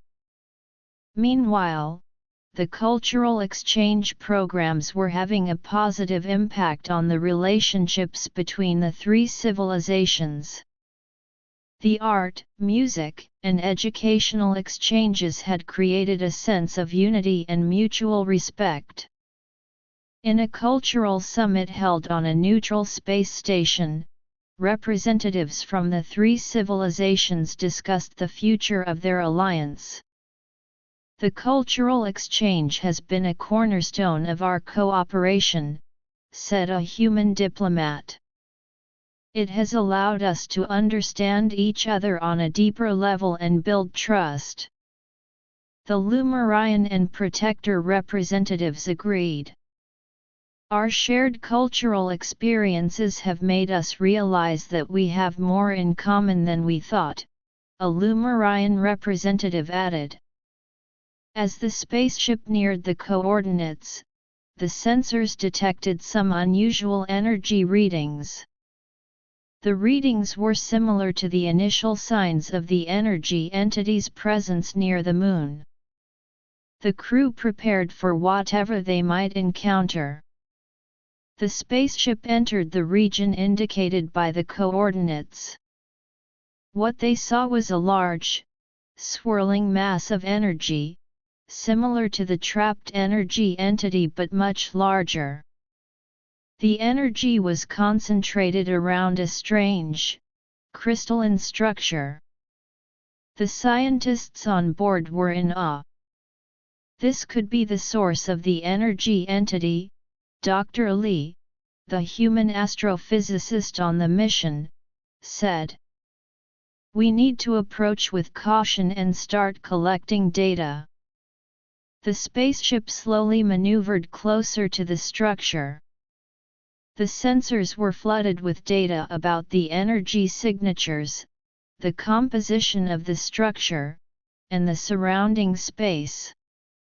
The crew started to analyze the data in real time.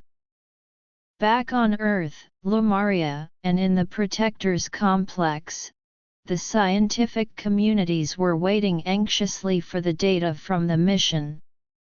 The International Council had set up a special monitoring center to coordinate the analysis of the incoming data. The data from the mission revealed some fascinating information.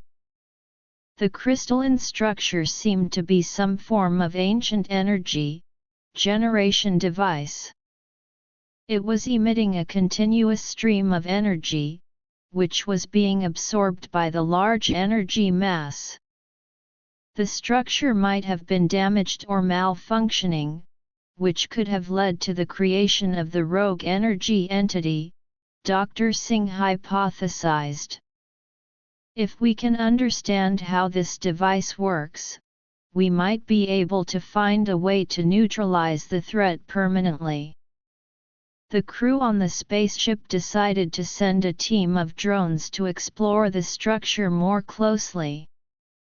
The drones were equipped with high-resolution cameras, energy analysis tools, and sampling devices. As the drones approached the structure, they encountered some resistance.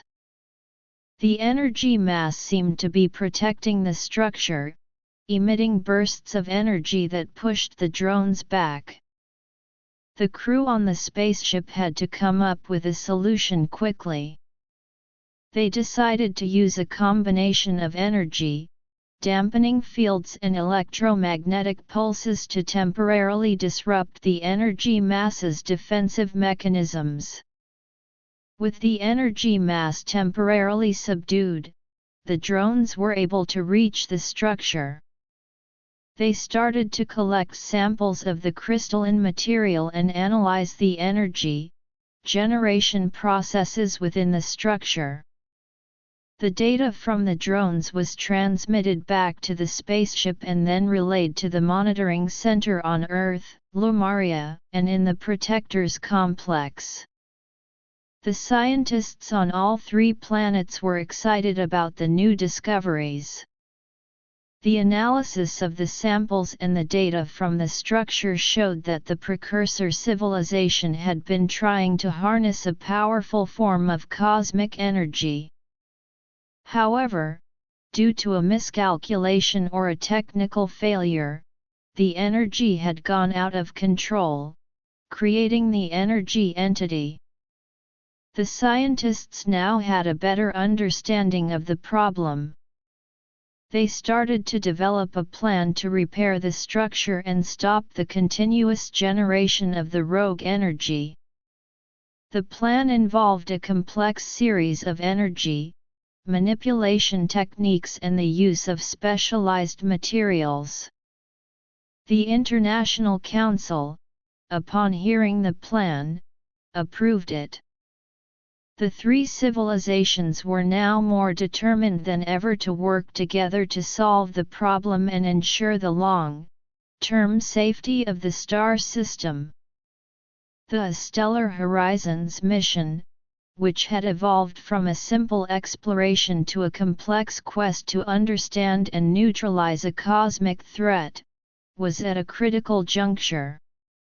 The crew on the spaceship, along with the support of the scientific communities on Earth, Lumaria, and the Protectors planet, was ready to face the challenges ahead and find a permanent solution to the energy entity problem.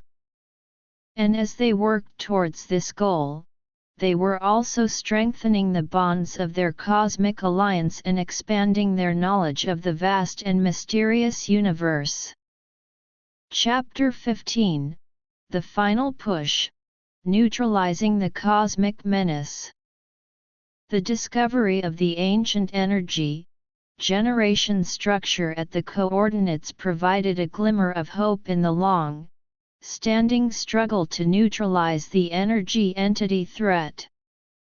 Back on the spaceship near the structure, the crew immediately began to formulate a detailed plan to repair the malfunctioning device and halt the production of the rogue energy.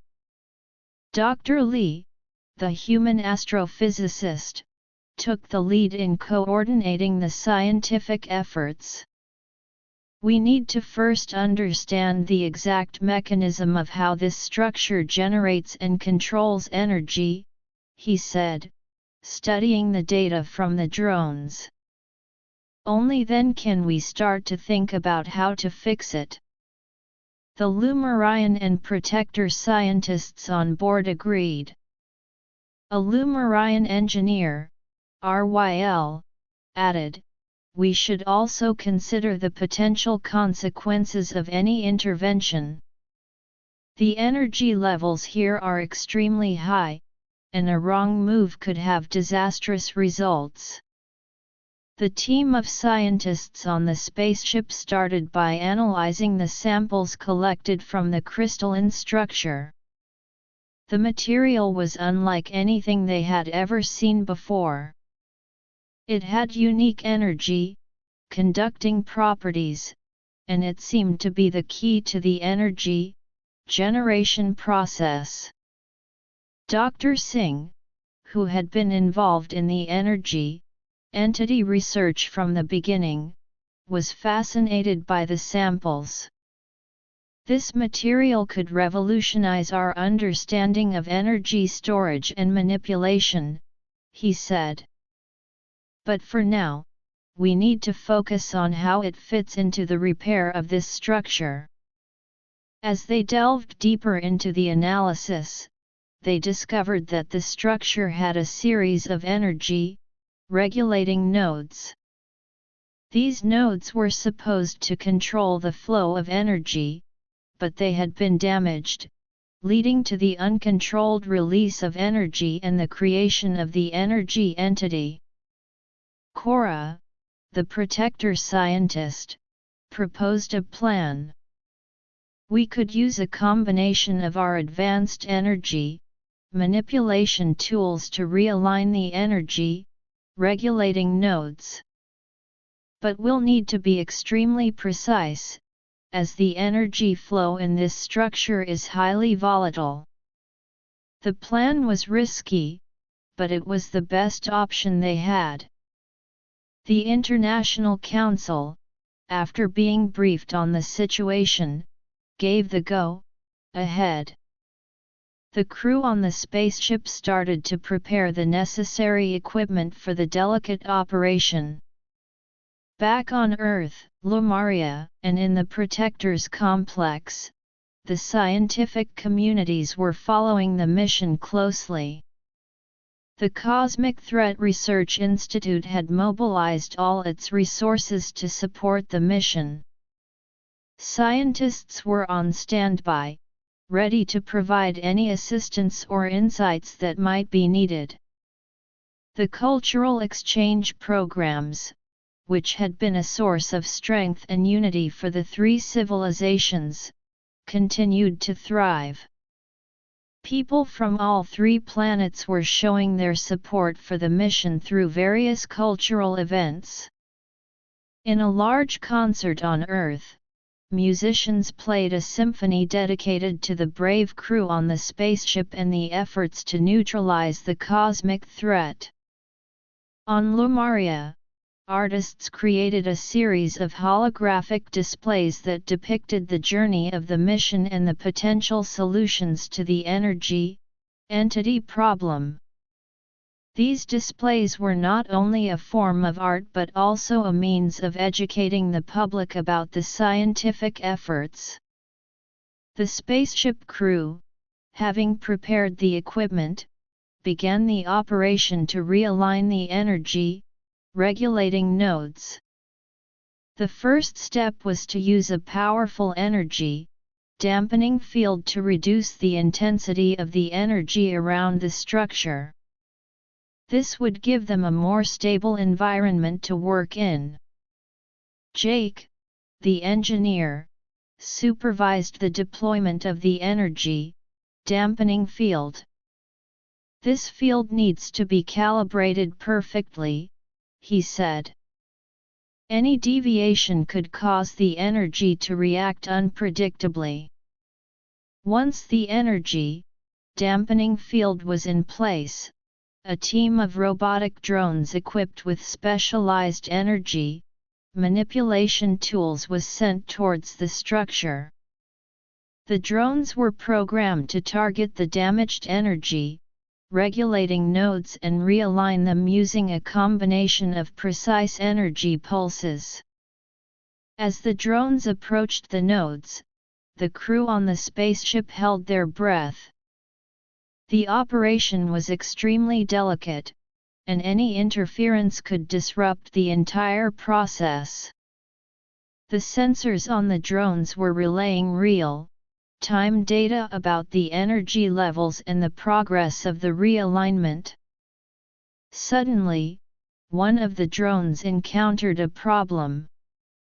The energy manipulation tool malfunctioned, and it was at risk of causing a chain reaction in the energy regulating node. The crew quickly sprang into action.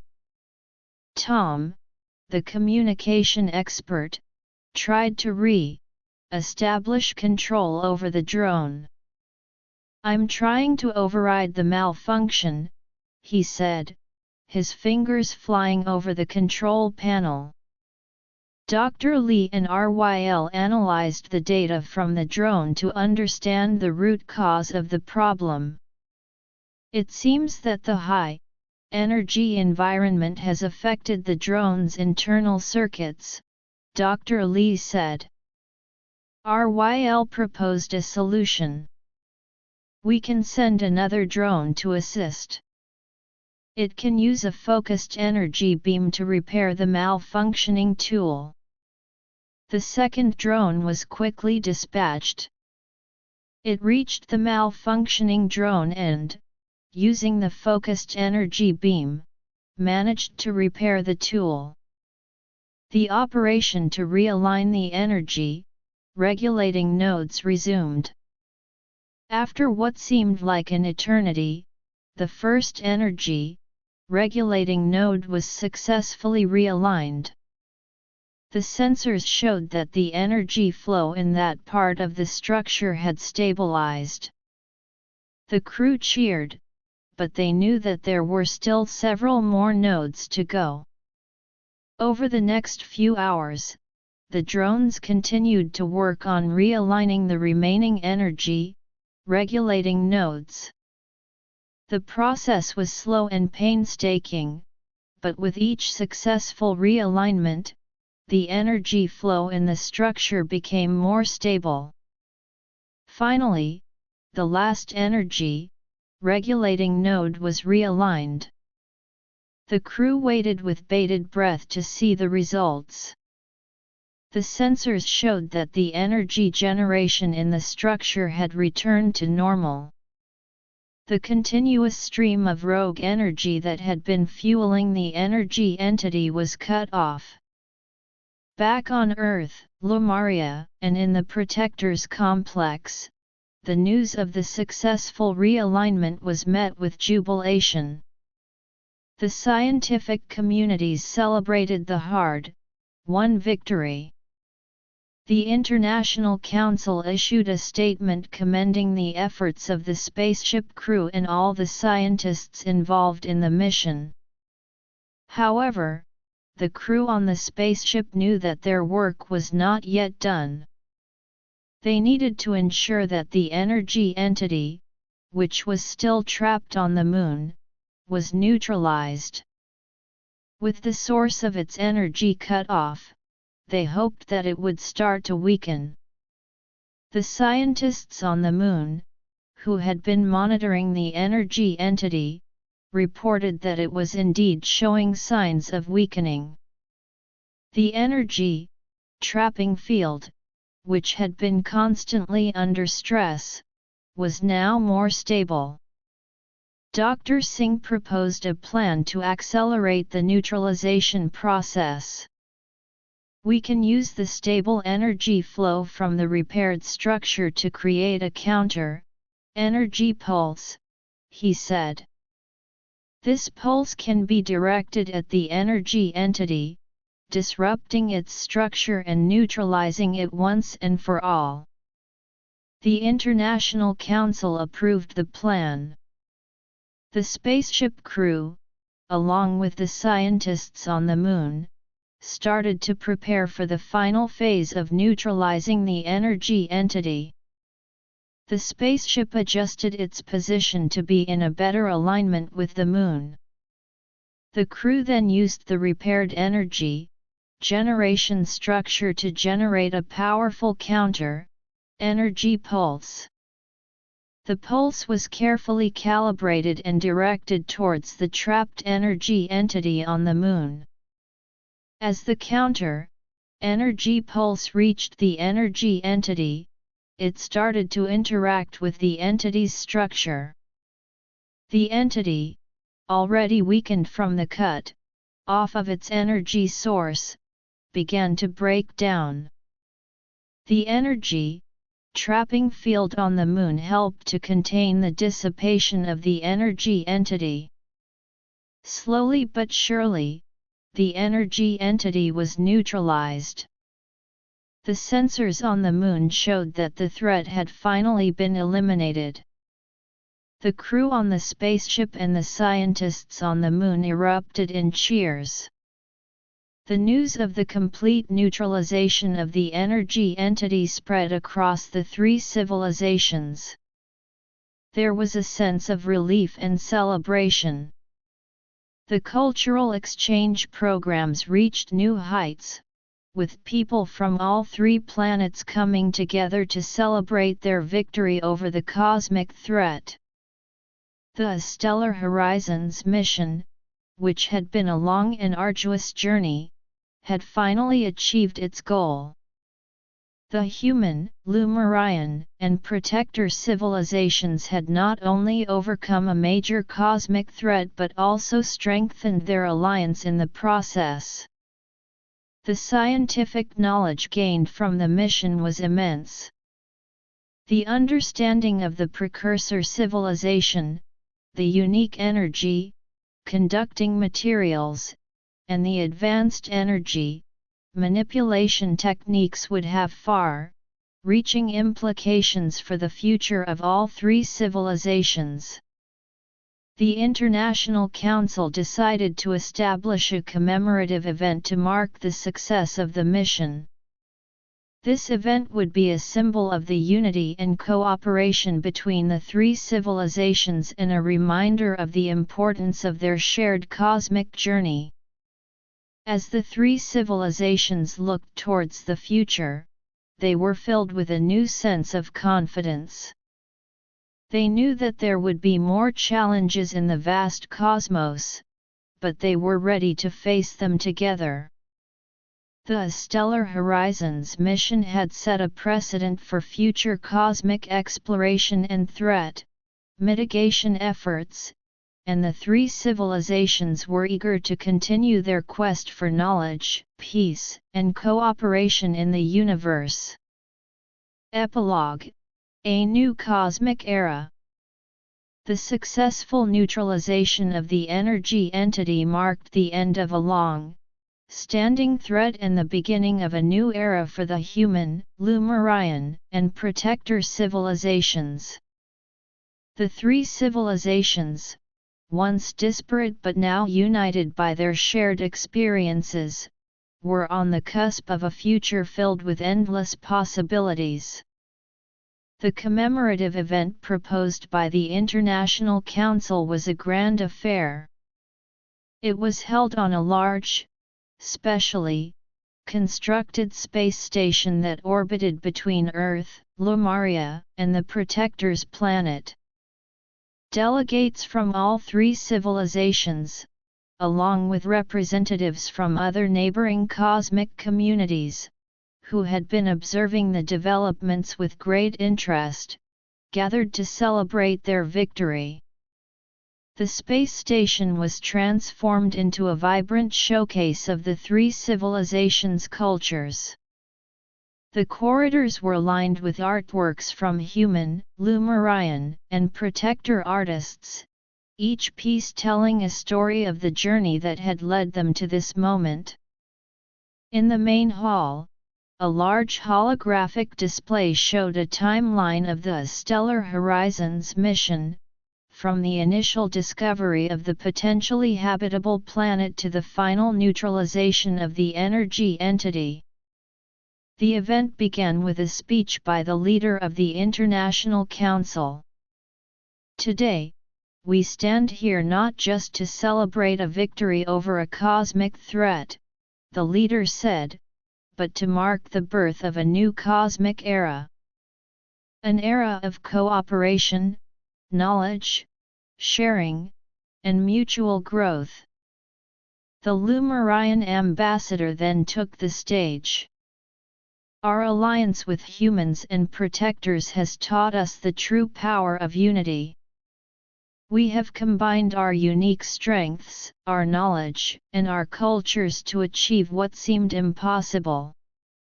A human diplomat followed, saying, "This journey has been a testament to the fact that when we look beyond our differences and work towards a common goal, we can overcome any obstacle."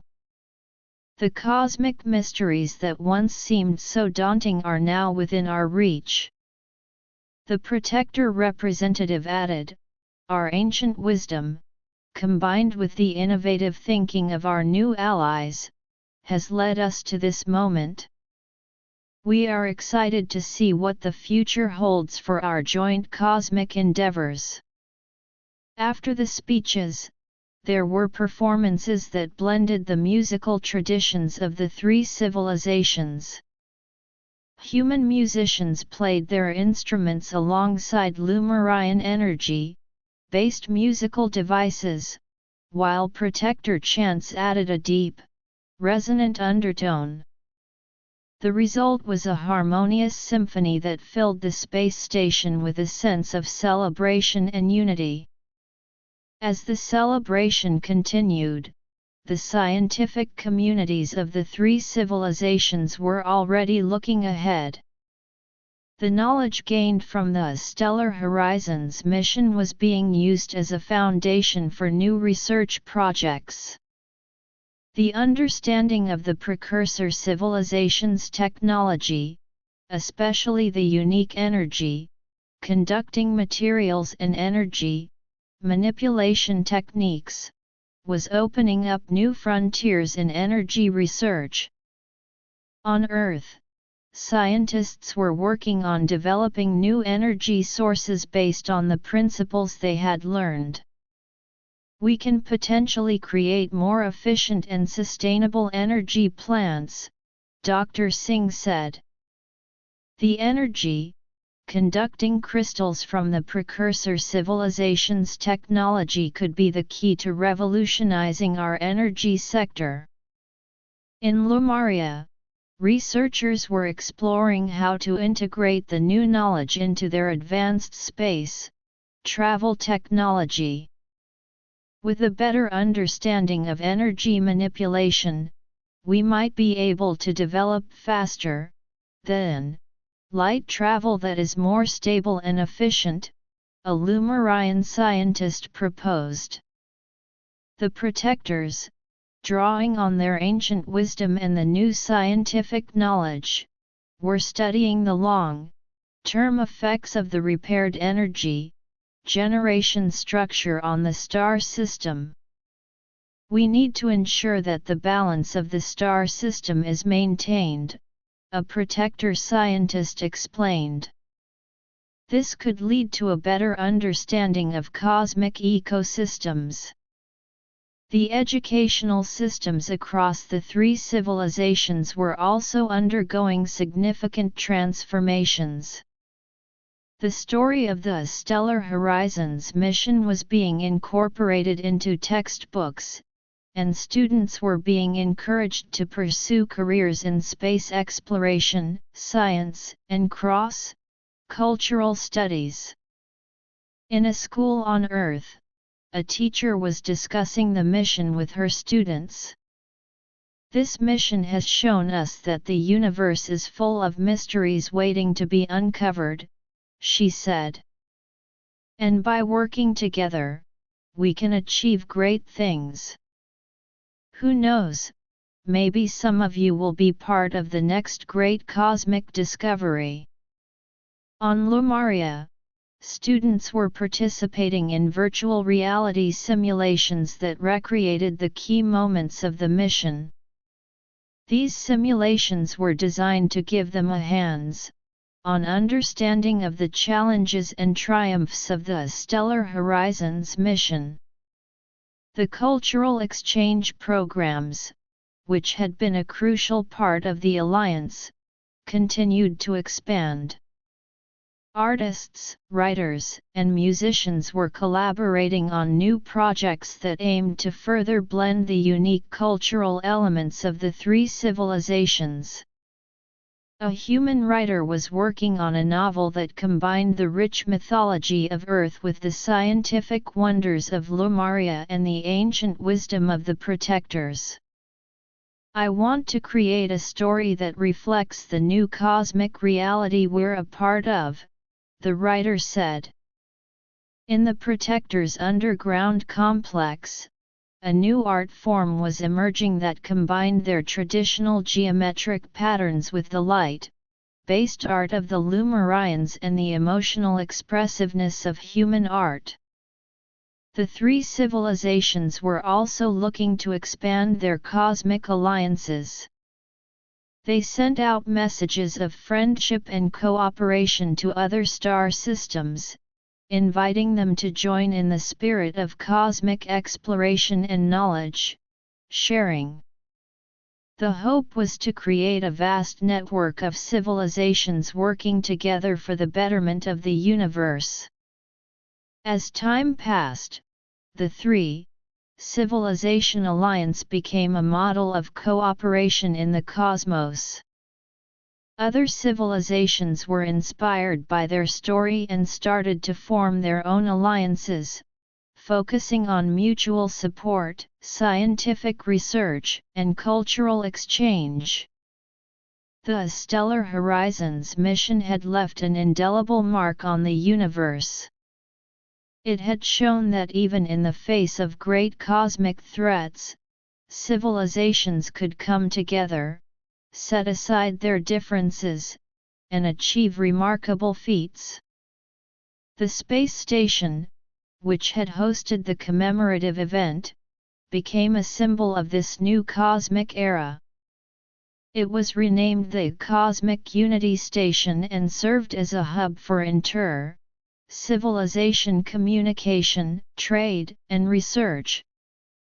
The leaders of the three civilizations, along with the representatives of the newly formed alliances, often met at the Cosmic Unity Station to discuss the future of the universe.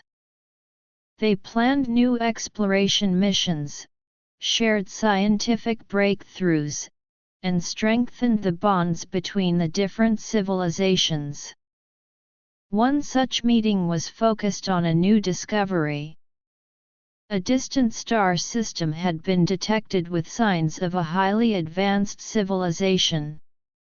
The three-civilization alliance, along with their new allies, decided to send an exploratory mission to this star system. The preparations for the mission were a massive undertaking. Scientists from all the civilizations involved were working together to develop the necessary technology, from advanced spaceships to sophisticated scientific instruments. The crew for the mission was selected from a diverse pool of candidates. It included humans, Lumarians, protectors, and members of other civilizations.